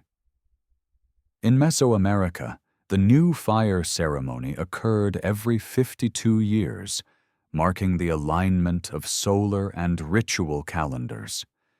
If the flame died, they believed the world would end. And perhaps symbolically, they were remembering something real, a time when fire truly did end a world. Today, scientists warn about supervolcanoes, solar storms, and asteroid impacts. But ancient people were not strangers to these threats. They lived through them. They encoded their experiences in oral traditions, rituals, and structures designed to withstand or predict calamity. The pattern of fire, as destroyer and teacher, is too consistent across civilizations to dismiss as coincidence. Yet another layer of fire remains, the internal fire, the spark of consciousness. Many ancient traditions describe enlightenment or divine contact as igniting an inner flame. Kundalini rising like a serpent of fire, the Holy Spirit descending as tongues of flame, the Egyptian Bi'a depicted as a bird of light. These metaphors hint at psychological or spiritual transformation catalyzed by trauma, cosmic phenomena, or knowledge transmission. When skies burned and civilizations fell, survivors would have emerged changed.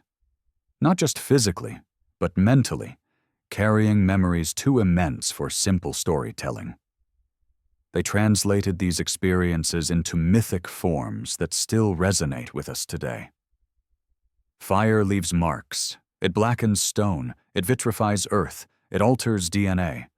But it also reveals, burning away excess until only truth remains.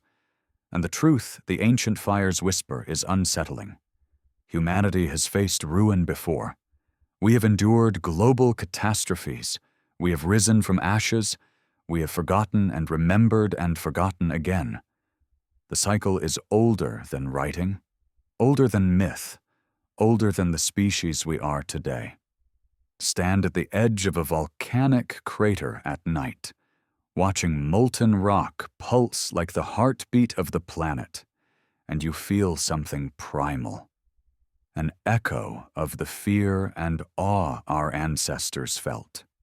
Stand in the ruins of a vitrified fort, running your fingers along glassy stone, and you sense a story written not by hands, but by heat.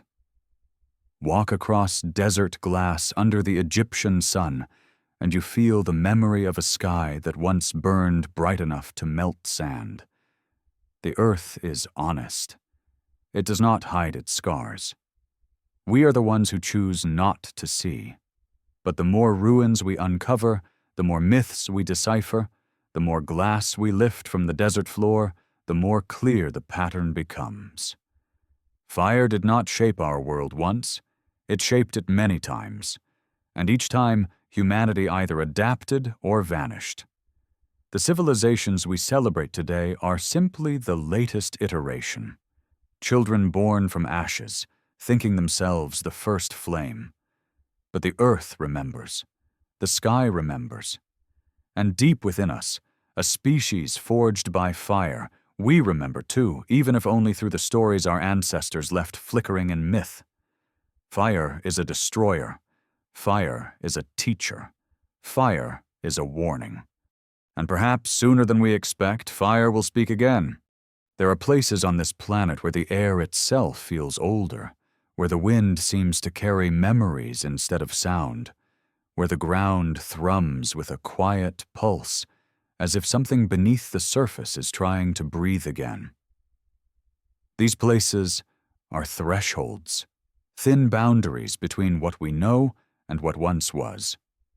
Walk long enough through deserts, mountains, or jungles untouched by the modern world, and you begin to feel them. Small disturbances in the weave of reality, hints that the world you see is only the last layer of many. These places do not announce themselves with grandeur. They often look ordinary, a mound of earth, a ridge of stone, a cave mouth lost in shadow. And yet the moment you step inside, everything changes. The air thickens. Time loosens. The familiar becomes foreign. You feel observed, not by anything alive, but by the memory of something that once lived here and refuses to be forgotten. Archaeology calls them sacred sites, ritual spaces, ceremonial complexes. Myth calls them portals, underworlds, gates. But strip away the labels and what remains is simple. These were places where ancient people believed the world was thinner, where communication with the unseen was possible, where knowledge flowed not from outside, but from within the earth itself. Some of the oldest structures on the planet lie built around these places, often with no clear purpose. Labyrinthine tunnels, spiraling chambers, polished corridors that resonate with sound, monoliths positioned with geometric precision.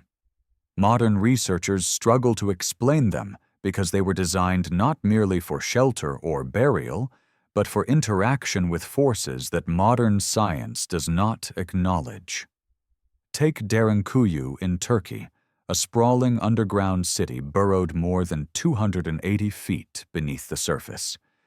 Its passages weave like an ant colony, descending through multiple levels with ventilation shafts, stone doors, kitchens, stables, even schools. This was not a simple hideout. It was an engineered environment capable of housing tens of thousands of people. What catastrophe forced an ancient civilization to retreat underground for safety? No volcanic eruption in the region matches the era. No invading army could have justified such immense construction. Something else drove them below. Something that made the surface uninhabitable for a time. To walk through those tunnels today is to feel the echo of desperation, discipline, and the kind of engineering knowledge that implies inheritance, not experimentation. Across the globe, another underground enigma hides beneath the Nazca lines of Peru. Tunnels and aqueducts wind beneath the desert like arteries. Some remain functional thousands of years after their construction. Others lead to chambers whose purposes remain unknown. These chambers hum faintly when you speak, as if tuned to specific frequencies. No one built these spaces randomly. The precision suggests understanding not only of engineering, but of resonance, a concept deeply tied to ancient ritual, but also to practical acoustics. The same phenomenon appears in the Maltese hypogum, whose oracle room magnifies human voice to unnatural clarity. Beneath the Great Pyramid, too, narrow shafts lead to sealed cavities that resonate at harmonic frequencies. The ancients engineered sound into stone. To them, vibration was not a metaphor. It was a tool. But tunnels and chambers are only one kind of threshold. Another kind stands high above the ground, carved into mountainsides or balanced upon impossible cliffs. Machu Picchu, perched like a crown upon the Andes, is an example often admired for its beauty, but rarely questioned for its purpose. The city's most precise structures sit not where living quarters would logically be, but clustered around the Intihuatana, the hitching post of the sun. This carved pillar aligns with solstices and equinoxes so precisely that even minimal erosion cannot fully disrupt its astronomical function.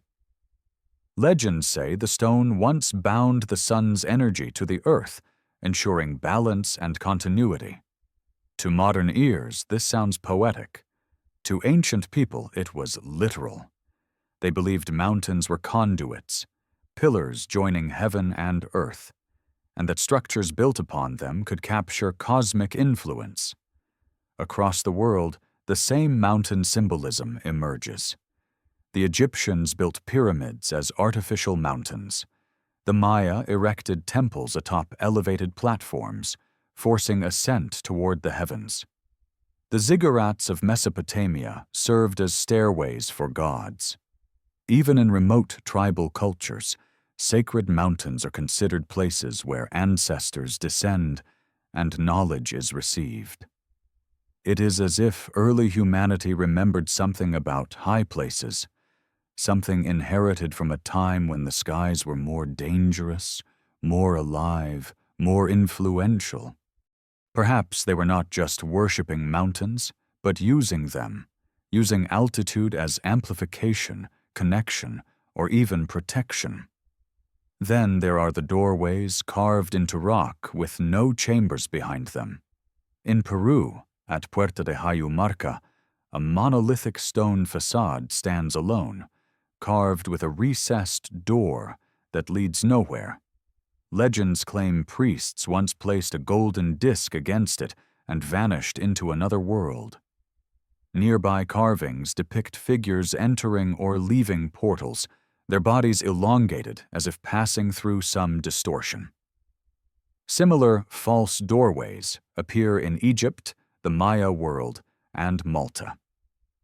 Archaeologists call them symbolic. But symbols do not require precise measurement and perfect symmetry. These portals were crafted with intention, as if mimicking something functional, something ancient builders once understood but no longer remembered. When you examine global myths closely, a pattern emerges. Cultures speak of entrances to the underworld that are not realms of the dead, but places of transformation. Caves where shamans receive visions, mountains where gods give commands, forests where time behaves strangely. In the Epic of Gilgamesh, the hero enters a tunnel beneath a mountain and travels through darkness to reach knowledge. In Greek myth, Orpheus descends underground, not merely to retrieve Eurydice, but to cross a threshold between worlds.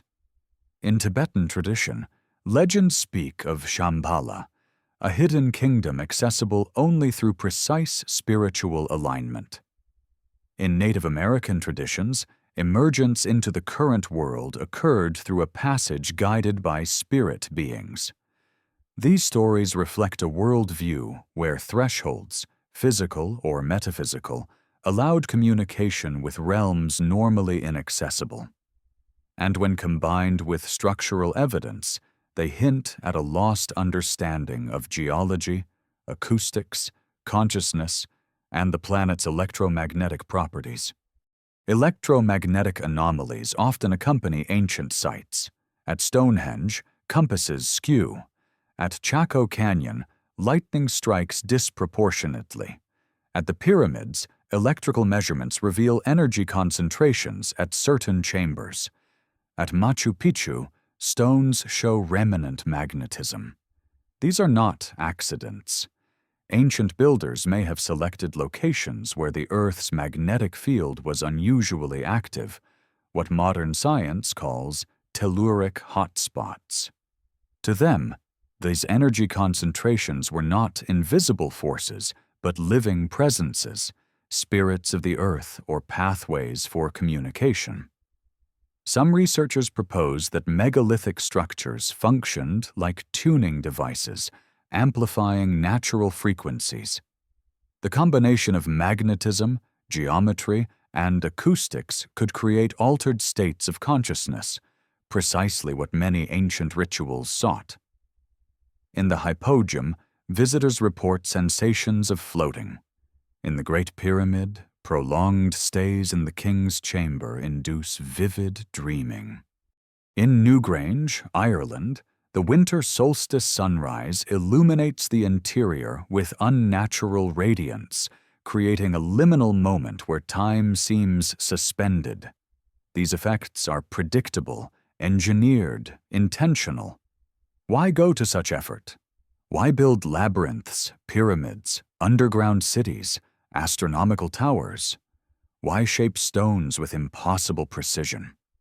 Why align structures to celestial cycles, magnetic fields, or acoustic resonances?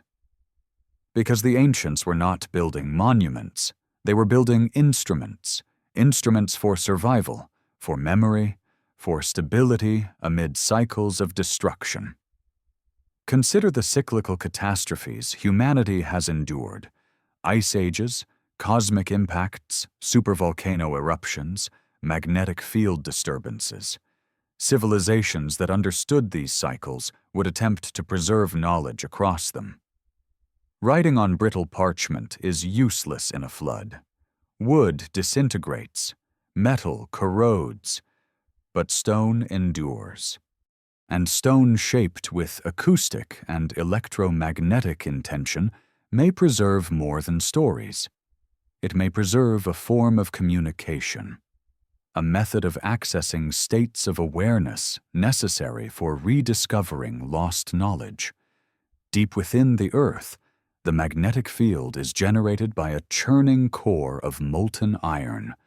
Its fluctuations shape weather, migratory patterns, and even biological rhythms. At certain sites, sedimentary gaps, tectonic boundaries, volcanic chambers, magnetic anomalies spike. Ancient people who lived close to the land would have sensed these anomalies through animals, through their own bodies, through strange atmospheric effects. They may have seen them not as geological phenomena, but as sacred.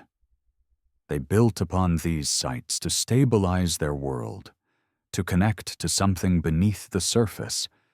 Modern researchers studying magnetic fields at ancient sites have recorded measurable changes in brain waves of visitors, especially in theta and gamma frequencies associated with dream states and heightened awareness.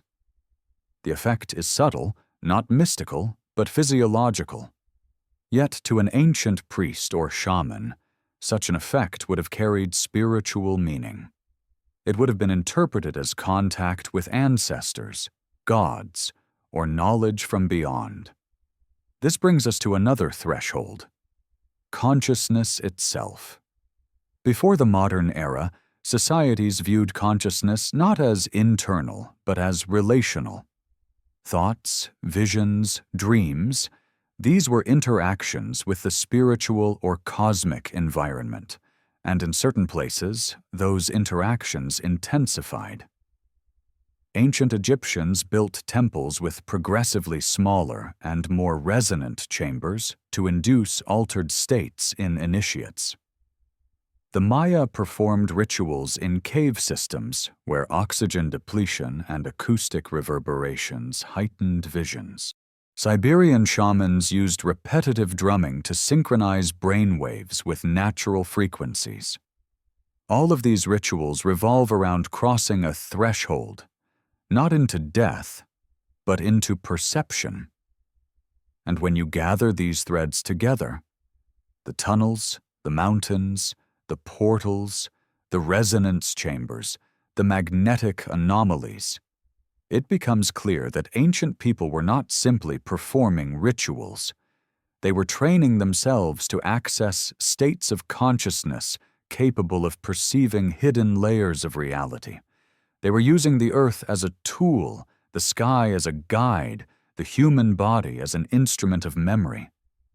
Why? What were they trying to remember? The answer circles back to catastrophe. When the last cycle collapsed, when fire rained from the sky or seas swallowed the coasts or the earth's field wavered, knowledge nearly died. Survivors emerged into a world unrecognizable, stripped of the infrastructure required for advanced civilization. They carried only fragments, songs, symbols, rituals, maps of stars.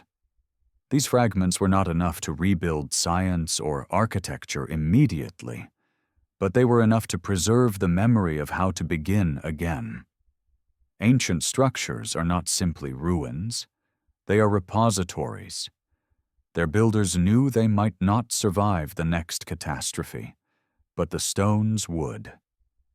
And in those stones they encoded what mattered most: the cycles of the sky, the rhythms of the earth, the frequencies that expand perception, the locations where memory can be accessed.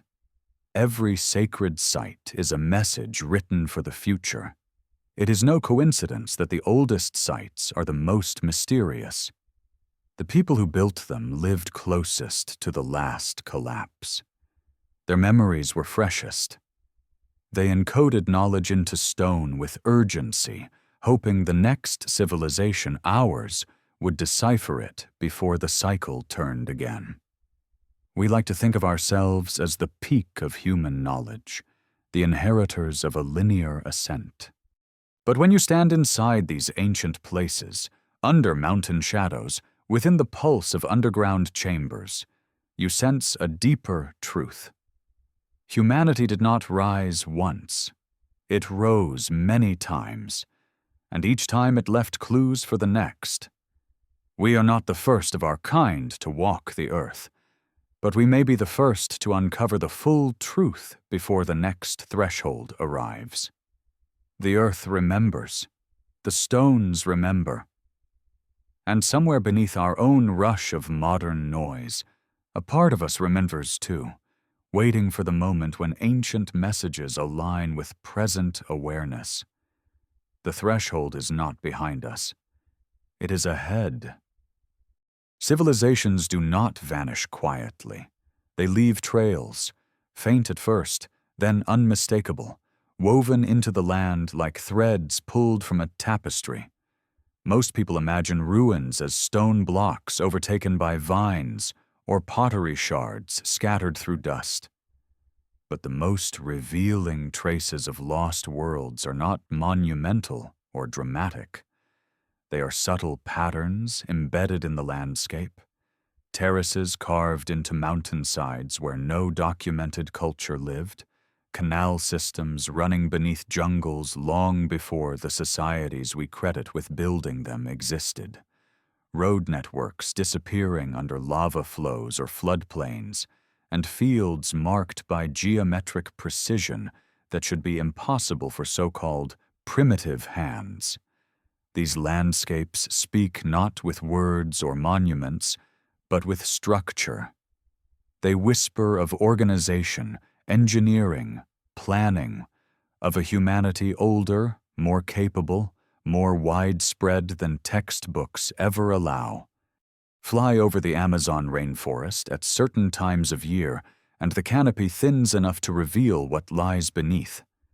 Thousands of geometric earthworks, perfect circles, squares, hexagons, aligned with astronomical precision. Archaeologists first dismissed them as natural formations, until digs revealed post holes, pottery, and ceremonial structures older than the rainforest itself. This was not untouched wilderness. It was once home to a vast, sophisticated civilization whose cities, roads, and farms sprawled across millions of acres. What survives today is not stone, but emptiness, negative space outlining worlds swallowed by time. Ancient river canals still run straight as an arrow for miles. Defensive walls ring former settlements. Evidence of soil enhancement, terra preta, indicates deliberate agricultural engineering beyond anything modern farmers use. This soil remains fertile thousands of years later, resisting erosion, regenerating nutrients as if designed to last indefinitely. Yet official history insists the Amazon was sparsely populated. Such a claim collapses when confronted with aerial LiDAR scans revealing urban clusters as dense as medieval Europe. Once again, the past refuses to stay within its assigned boundaries. The same phenomenon occurs in Southeast Asia. Beneath the ruins of Angkor Wat lies an enormous grid of ancient roads, reservoirs, and suburbs stretching into the jungle. But the story does not stop there. Beneath those layers lie even older ones, entire cities erased before the Khmer Empire even existed. Each generation built atop the foundations of the one before, inheriting a cityscape whose origin was already ancient. What remains today is only the last echo of a series of civilizations whose earliest chapters are missing. Across the Pacific, the island of Nan Madol rises from the sea like a memory refusing to drown. Giant basalt logs, each weighing tons, form canals, walls, and platforms. The construction is so precisely engineered that some stones appear magnetized, repelling compasses and confusing navigation instruments. The islanders' oral histories claim that the city was built by giants or by a race with mastery of levitation and sound. Archaeologists dismiss this as myth, concluding instead that the basalt must have been manually dragged across miles of ocean without trees, cranes, or draft animals. The explanation is offered with confidence, but without evidence, as if the alternative, an unknown, advanced technique, cannot be considered. The ruins remain a riddle carved in stone, older than known settlement timelines, aligned to celestial events, and exhibiting geological anomalies few care to investigate. And then there are the vast networks of stone walls in the American Northeast. Miles and miles of carefully placed rock-lining forests, fields, and hillsides. Some are colonial. Many are not.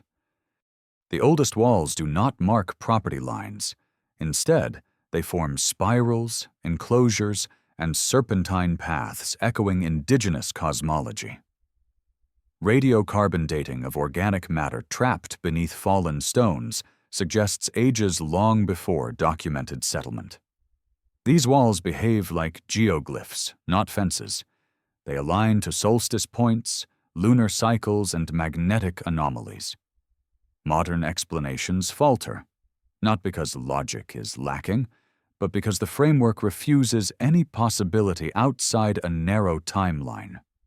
In Africa, the stone circles of Senegal and Gambia stand in perfect formation, thousands of pillars arranged with geometric precision. Scholars offer vague guesses, burial markers, ceremonial grounds, astronomical tools. Yet many stones show signs of quarrying techniques inconsistent with later cultures. Underground channels extend between sites. Subterranean chambers mirror above-ground layouts.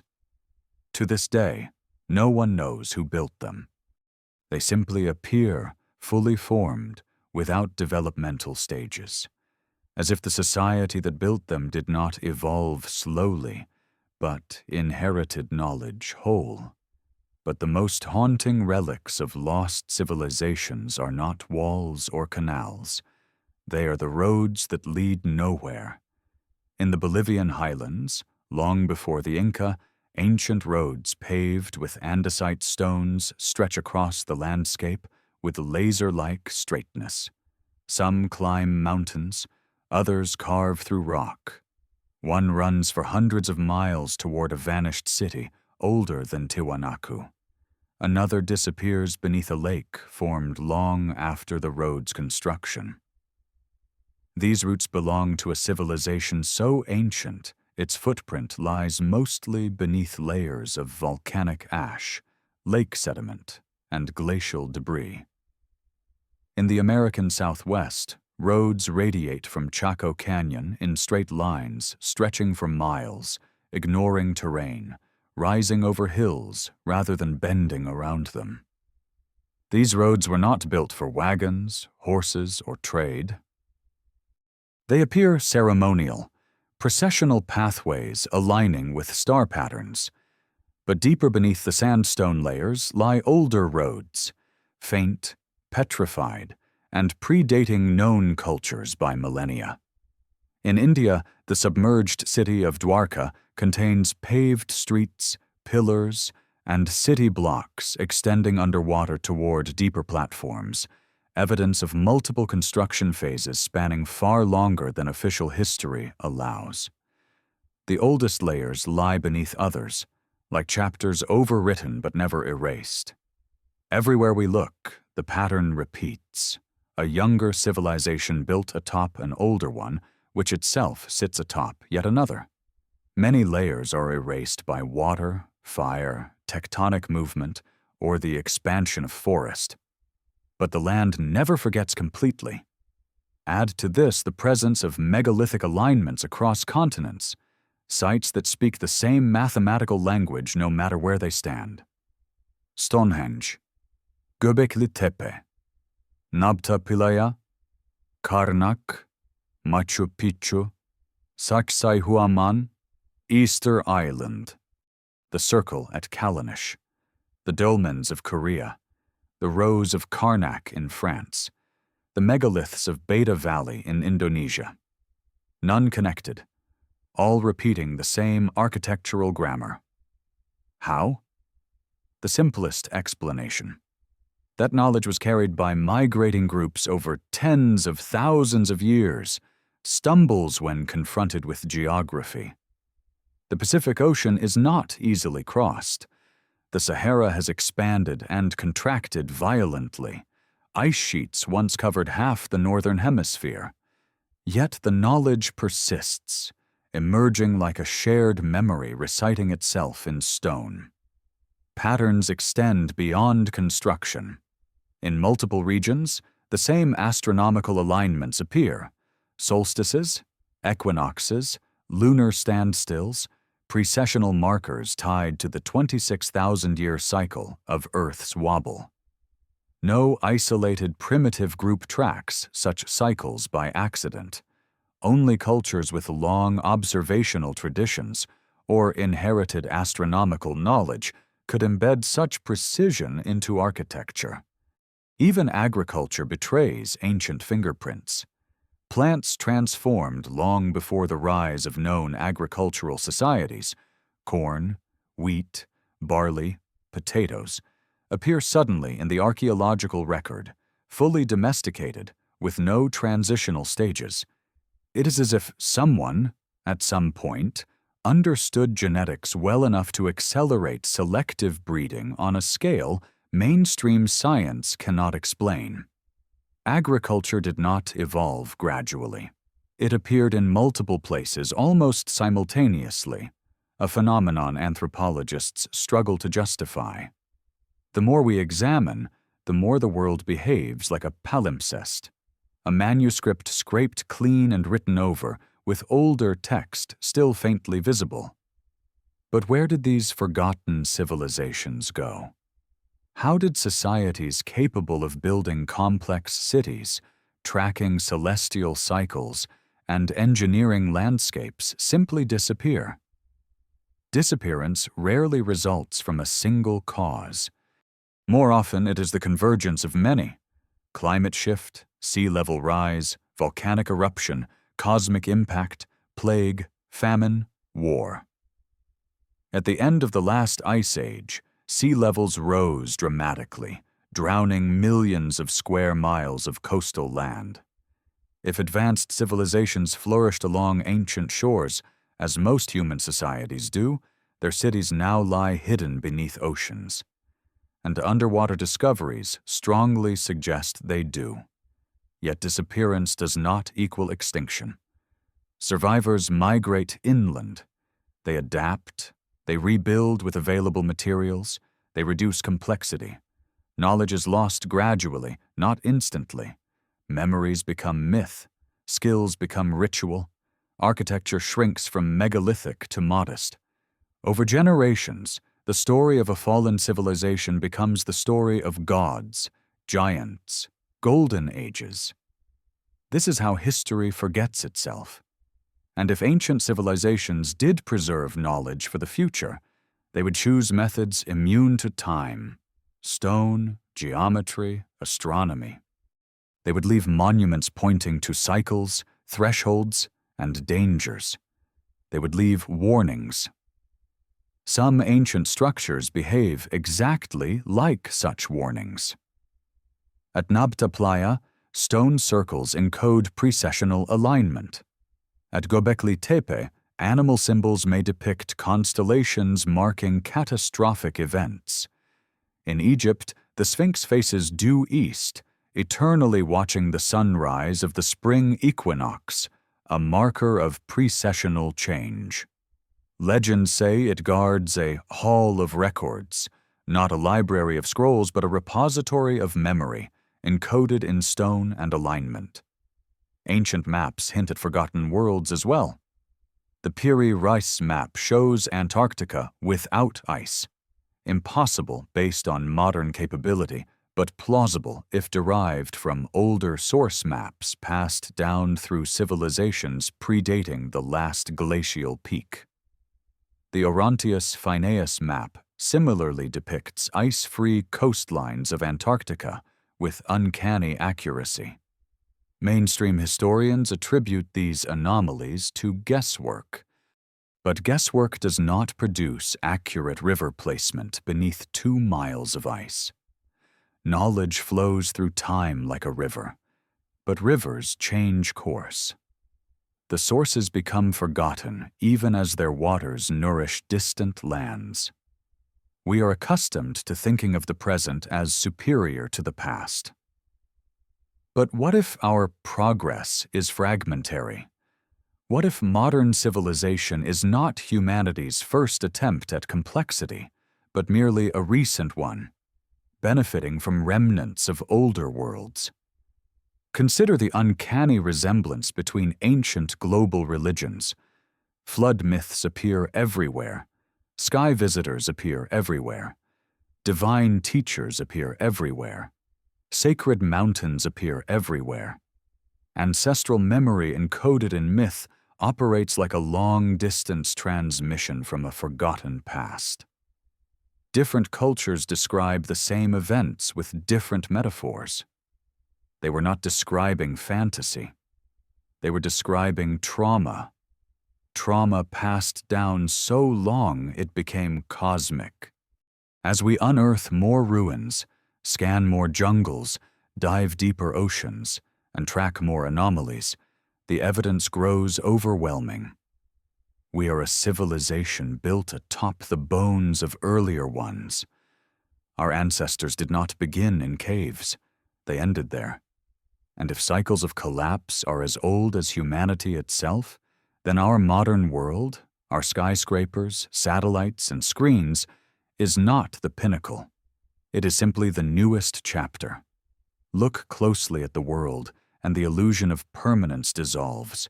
Cities flood, forests burn, climate shifts, plates move, oceans rise, history tightens its spiral, patterns re-emerge.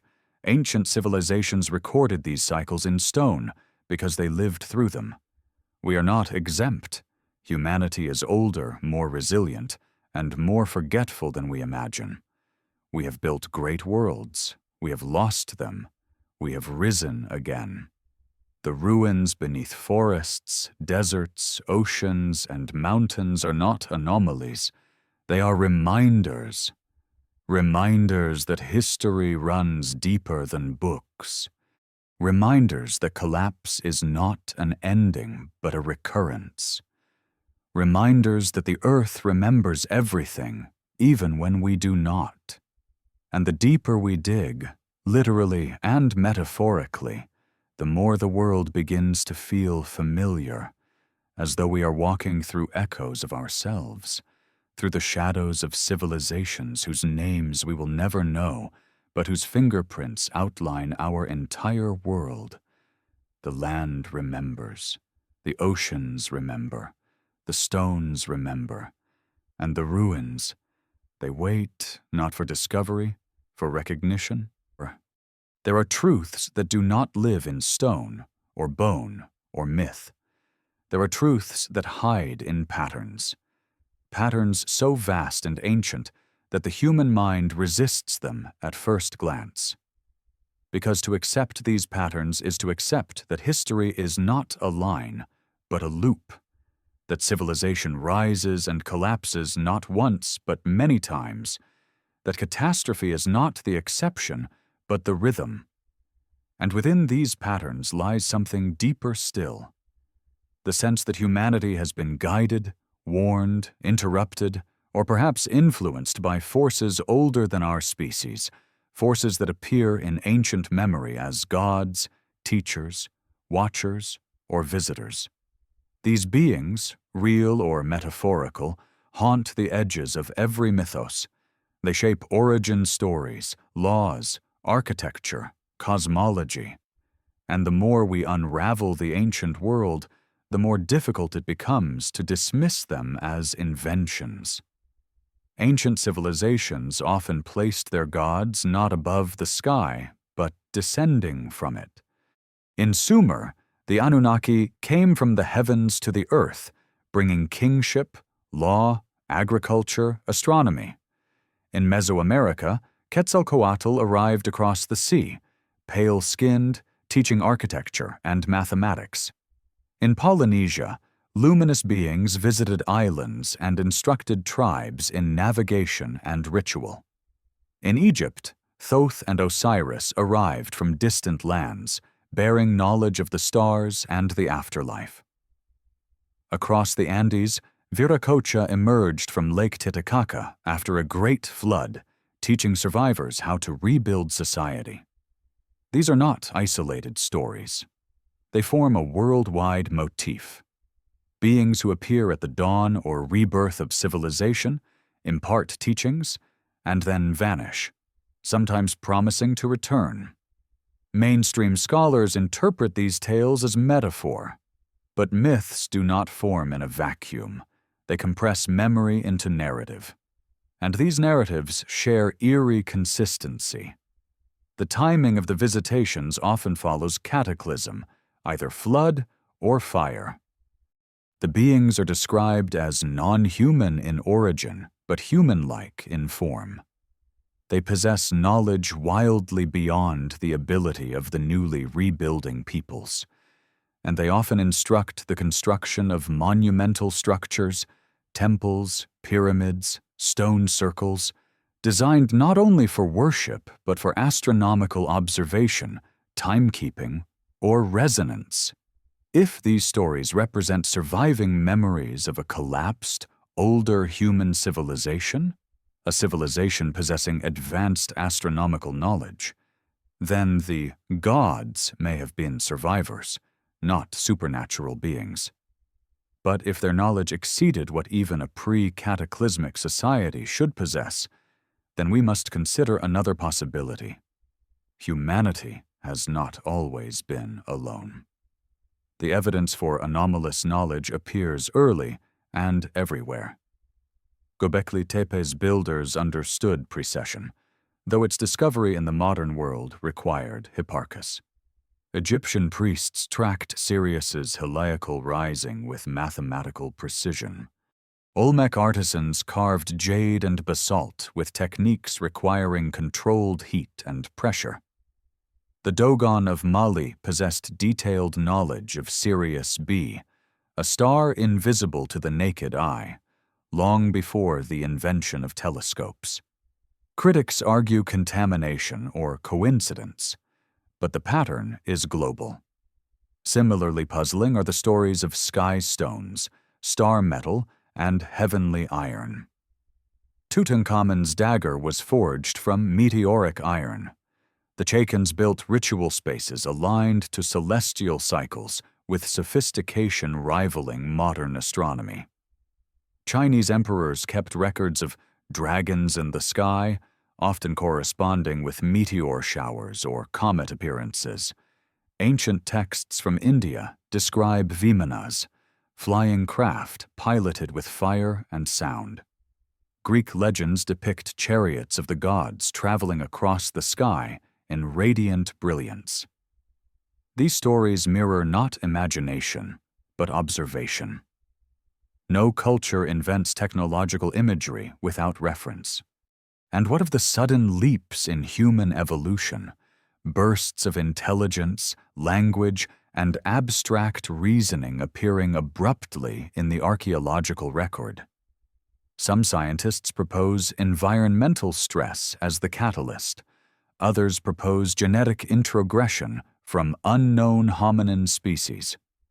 But ancient peoples offered their own explanation. They believed they had been taught. They believed knowledge was given, not discovered. On cave walls in Australia, Wandjina paintings depict beings with white faces, enormous black eyes, and no mouths. In the Sahara's Tassili Najar, prehistoric rock art depicts tall, round-headed figures surrounded by humans in postures of reverence. In the American Southwest, Hopi Kachina spirits resemble masked, otherworldly teachers who emerged from the earth after catastrophe. Across the world, the oldest depictions of gods or spirits consistently share features outside typical human anatomy. Are these symbolic interpretations of shamans in ritual dress, or echoes of beings whose appearance was unfamiliar? Modern scholars lean toward the former, but the global consistency of these portrayals suggests something deeper: shared memory rather than shared imagination. Then there are the structures that seem engineered for interaction with the sky. The Great Pyramid's shafts align with Orion and Sirius. Machu Picchu's Intihuatana stone tracks solar zenith passages. Stonehenge functions as a solar and lunar calculator. The Nabta Playa megaliths align to the rising of key stars, including Sirius and Arcturus. Why the obsession with the heavens? Agriculture requires solar tracking, yes. But why track precession, a cycle spanning 26,000 years? Why encode this cycle into monuments designed to survive millennia? Ancient people believed time was cyclical and tied to cosmic events. They believed ages ended through skyborne catastrophe. They built structures that could survive fire, flood, and memory loss to warn future generations. And perhaps, just perhaps, they were following instructions. Consider the possibility that ancient visitors, human or otherwise, warned early civilizations about cosmic cycles, comet debris fields, magnetic reversals, solar storms. Even today, we know the Earth passes through dense cosmic dust regularly, triggering increased meteor activity. Perhaps ancient teachers understood these cycles intimately. Perhaps they left instructions encoded in stone so their knowledge would outlive them. Modern researchers often attempt to quantify mythical accounts, interpreting gods as personifications of natural phenomena. But myths frequently contain precise details that transcend poetic metaphor. The Mahabharata describes a celestial weapon producing a column of incandescent smoke and flame as bright as 10,000 suns, and causing hair and nails to fall from exposed humans. Greek myths speak of Phaethon causing global firestorms. Mesoamerican codices depict sky serpents breathing streams of fire. These may be dramatized accounts of cosmic impacts or solar outbursts witnessed by ancient survivors. Some myths even describe beings retreating underground or returning to the sky once their work was done. The Hopi tell of ant people who sheltered humans during a fiery cataclysm. The Sumerians speak of gods returning to the heavens. Polynesian stories describe luminous canoes leaving the earth. These are not isolated anecdotes. They form a coherent pattern: arrival, guidance, departure. Of course, all of this could still be interpreted symbolically, but symbolism does not explain the physical evidence. Sudden leaps in knowledge, structures built with inexplicable precision, astronomical alignments requiring thousands of years of observation, cosmologies describing astronomical events only recently confirmed by scientists. Even more perplexing are the genetic anomalies found in ancient remains. Some mummies in South America contain mitochondrial DNA of European origin predating Columbus by millennia. Some ancient skulls in Siberia and Mongolia contain lineages that do not match any known hominin group, and in several isolated tribal populations, researchers have found ghost DNA from unknown ancestors. These findings are not fringe. They are published in major scientific journals. Yet they are explained away with strained interpretations rather than explored with curiosity. What if these anomalies represent remnants of forgotten migrations, not across continents, but across epochs? What if earlier cycles of civilization dispersed genetically diverse populations whose descendants now survive only in isolated pockets? What if the teachers remembered in myth were not divine at all, but survivors of a former world? One of the most enigmatic artifacts supporting such a scenario is the Sumerian King List, a document recording rulers who reigned for tens of thousands of years, followed by kings whose reigns shortened dramatically. Scholars call the early numbers symbolic. But what if they reflect a primordial memory of beings with longer lifespans? In the book of Genesis, early patriarchs also lived hundreds of years. In Chinese mythology, the earliest rulers lived for centuries. In the Andes, pre-flood ancestors lived for impossibly long lives. The global consistency is striking. Longevity myths may be exaggerations, but why always in the same direction? Perhaps ancient authors attempted to preserve the memory of beings who existed in a different environmental or biological context. People adapted to a pre-cataclysmic world with longevity unlike ours. Or perhaps longevity was symbolic. But symbolic of what? A cultural memory of a time when the world moved at a different pace, measured by cycles we no longer experience? The visitors, watchers, gods, teachers, whatever name each culture gave them, may not have been extraterrestrial. They may have been terrestrial, but from a different age, survivors of a previous cycle, carriers of knowledge, teachers rebuilding the world using the fragments they saved. But another possibility remains, the one most fiercely resisted. Perhaps some visitors were not human at all. The universe is vast beyond comprehension. Even conservative estimates suggest billions of potentially habitable planets. If intelligent life evolves elsewhere, and statistically it must, then contact becomes not extraordinary, but inevitable. And if such life visited Earth in the deep past, during cycles of collapse or renewal, their influence would be preserved in myth, architecture, and genetic memory. Their arrival would appear as divine. Their technology would appear as magic. Their departure would become legend. This possibility is not as outlandish as it once seemed. Modern research reveals that Earth has experienced multiple extinction-level events, each one thinning or resetting life. At several points, only a few hominin species were left. At others, vast ecosystems collapsed. If an advanced species, human or otherwise, visited during these vulnerable moments, they could have profoundly shaped humanity's trajectory without leaving obvious traces. The archaeological record is full of anomalies, artifacts out of place in time, technologies appearing too early, structures too advanced for their era. Instead of discarding these anomalies, perhaps we should consider them evidence of intervention, contact, or inheritance. What matters is not proving who these visitors were. What matters is recognizing that ancient civilizations believed they were not alone, and their structures, myths, and scientific knowledge reflect this belief. But here is the most unsettling thought. If ancient visitors came once, they may come again.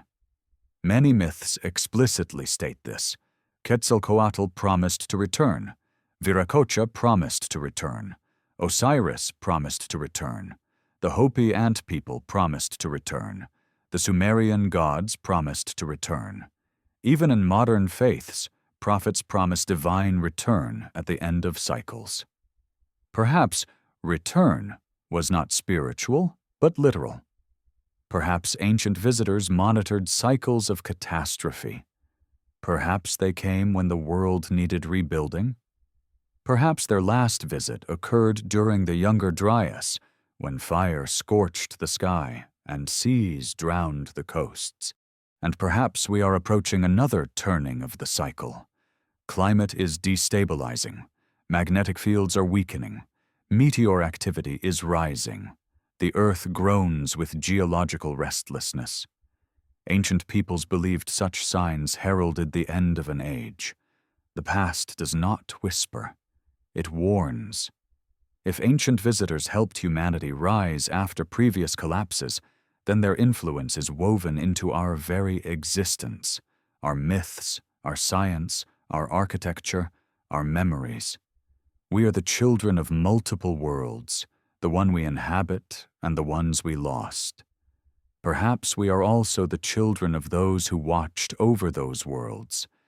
And as the cycle tightens, as ancient patterns reappear, and the world stands once again at a threshold, one truth rises above the rest. We have been guided before. We may be guided again.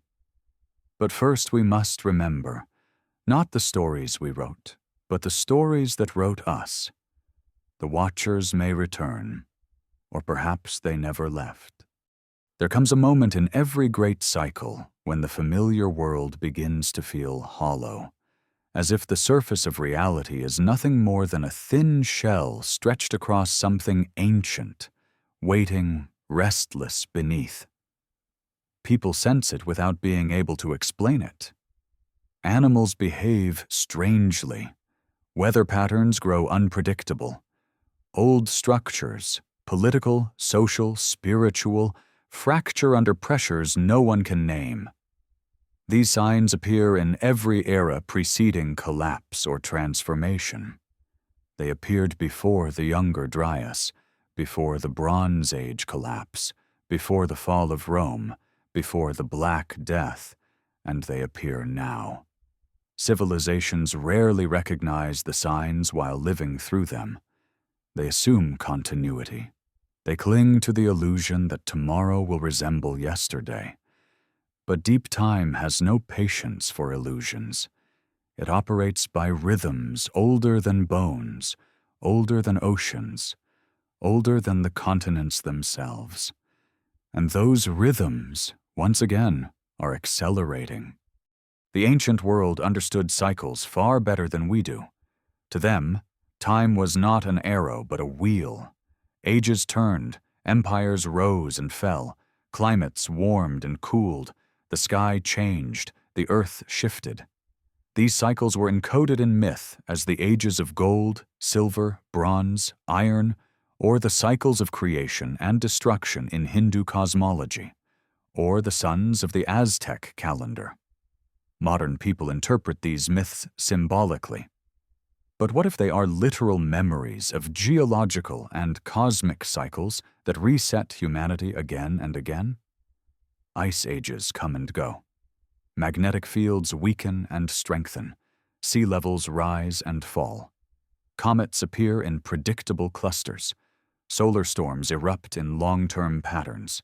Civilizations that tracked these patterns did not do so for abstract curiosity. They sought survival. If the ancient world left warnings for us, they encoded them not in fragile parchment, but in stone, alignment, myth, and ritual. The Great Pyramid's geometry encodes astronomical constants. The Sphinx aligns to the rising sun of the equinox. The Mayan long count marks cycles spanning millennia. The Hopi tablets describe migrations tied to earth changes. Aboriginal Dreamtime maps encode both mythic journeys and real geological events. These are not coincidences. They are messages across time. The challenge for us is not in receiving these messages, but in trusting them. Consider the evidence of Earth's magnetic field, the invisible shield protecting us from solar radiation. It weakens, reverses, strengthens in cycles. Geological records reveal dozens of reversals and excursions, brief collapses of the field, every few 100,000 years. During these periods, radiation increases dramatically, climate shifts rapidly, genetic mutation accelerates, extinction rates rise. Early humans survived past excursions but endured stress, upheaval, migration. Today, the magnetic field is weakening again, rapidly, faster than predicted. Instruments measure drift in the magnetic poles. Satellites detect anomalies growing over the South Atlantic. These events echo ancient descriptions of skies glowing with strange lights, auroras appearing near the equator, birds losing navigation. The world behaves like a compass beginning to spin. Ancient myths describe such events vividly. The sky opened like a curtain, the stars fell from their places, the heavens burned green and red, the gods shook the pillars of the world. These accounts may not reference magic at all. They may be eyewitness descriptions of magnetic disturbance, cosmic plasma, or atmospheric ionization, phenomena modern people rarely witness. Such events destabilize everything: climate patterns, food supplies, migration routes, electrical systems. If the ancients encoded warnings about these cycles, they did so because they lived through them. Another ancient warning concerns water. At least 3 major sea level rise events occurred in the last 20,000 years, each drowning immense coastal regions.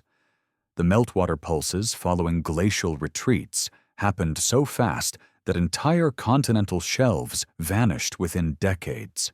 Modern oceanography confirms this. Ancient myths echo it. Nearly every culture on Earth carries a flood story.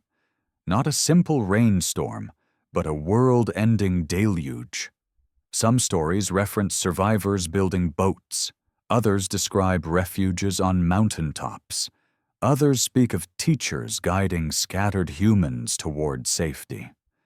These stories align with geological evidence of abrupt flooding, tsunamis from glacial sheet collapses, and massive disruptions in ocean circulation. If the ancients tracked such cycles, they would build inland cities, high-altitude observatories, and underground shelters, exactly the structures we find. Derinkuyu, Petra, Machu Picchu, Chaco Canyon, Angkor's upper temples, Tiwanaku's elevated altiplano complexes. These are not random architectural achievements. They are survival infrastructures. Another cycle the ancients feared was cosmic impact. The Younger Dryas impact hypothesis is only one example. Geological layers contain microtectites, nanodiamonds, elevated platinum levels, and soot, signatures of atmospheric explosions or impacts. These markers appear at multiple periods, not just one. Ancient comet lore, found in nearly every culture, does not describe comets as harmless sky ornaments. It describes them as omens of destruction, spears, dragons, serpents of fire. Comets appear in clusters due to gravitational perturbations when Earth moves through dense cosmic dust streams. These cycles are predictable. Ancient astronomers knew this. That is why certain temples are aligned not to stars, but to the paths of comets, or to solstice positions marking cometary returns. Why would a civilization build massive monuments aligned to catastrophic cycles? Because they intended those monuments to survive catastrophe. Knowledge must be encoded where destruction cannot erase it. Stone outlives libraries. Alignment outlives language. Geometry outlives empire. But the most overlooked cycle is internal. Civilizations collapse not only because of external forces, but because of their own weight. Overpopulation, resource depletion, social stratification, political fragmentation. The late Bronze Age collapse saw dozens of powerful societies fall simultaneously, not from a single enemy, but from a convergence of stresses. Drought, famine, invasion, rebellion. The Roman Empire collapsed under economic strain, corruption, and external pressure. The Maya collapsed under ecological overuse and warfare. Civilizations collapse when the system becomes too complex to sustain itself. We see similar patterns today: rising inequality, fractured institutions, ecological strain, technological dependence, disconnection from natural cycles. These pressures mirror ancient collapses with disturbing accuracy. But unlike ancient peoples, we have global interconnectedness. Collapse would not be regional, it would be planetary. And yet, collapse is not the end. It is the mechanism of renewal. The world dies and is reborn. Knowledge is lost and rediscovered. People scatter and converge. New myths replace old ones. Survivors rebuild using fragments of memory. Archaeology shows this repeatedly. After the Younger Dryas, civilization re-emerged in multiple places: Anatolia, Mesopotamia, the Nile Valley, the Indus Valley. After the Bronze Age collapse, new cultures formed atop ruins. After the Black Death, Europe reorganized itself. After each catastrophe, a new world rises from the bones of the old. The question is not whether cycles will continue. The question is whether humanity will enter the next one knowingly or blindly. Ancient structures, myths, and alignments suggest that previous civilizations tried to leave guidance. They built megaliths positioned to track celestial changes. They embedded warnings in stories disguised as religion. They constructed cities in patterns visible only from above. They carved symbols representing cycles of destruction and rebirth. We are only now learning to decipher these messages. One message appears clearly across cultures: prepare. Prepare for change, for upheaval, for transition, for the turning of ages. Some cultures encoded survival strategies in tradition. The Hopi migration stories describe how clans survived previous worlds through cooperation and spiritual discipline. Tibetan texts describe refuge in hidden valleys, Bayul, during times of global upheaval. Hindu cosmology describes cycles of dissolution followed by restoration. Norse myths describe Ragnarok not as the end of everything, but as the end of one cycle and the beginning of another. Preparation is not fear. Preparation is wisdom. But what does preparation look like in the modern world? It begins with recognizing patterns. Modern science, ironically, now confirms what ancient people encoded. Magnetic drift is measurable. Solar activity cycles are predictable. Cometary paths are mapped. Sea level rise is accelerating. Climate instability is evident. Each year, ancient warnings make more sense. Ancient myths transform from metaphor to memory. But preparation also requires humility.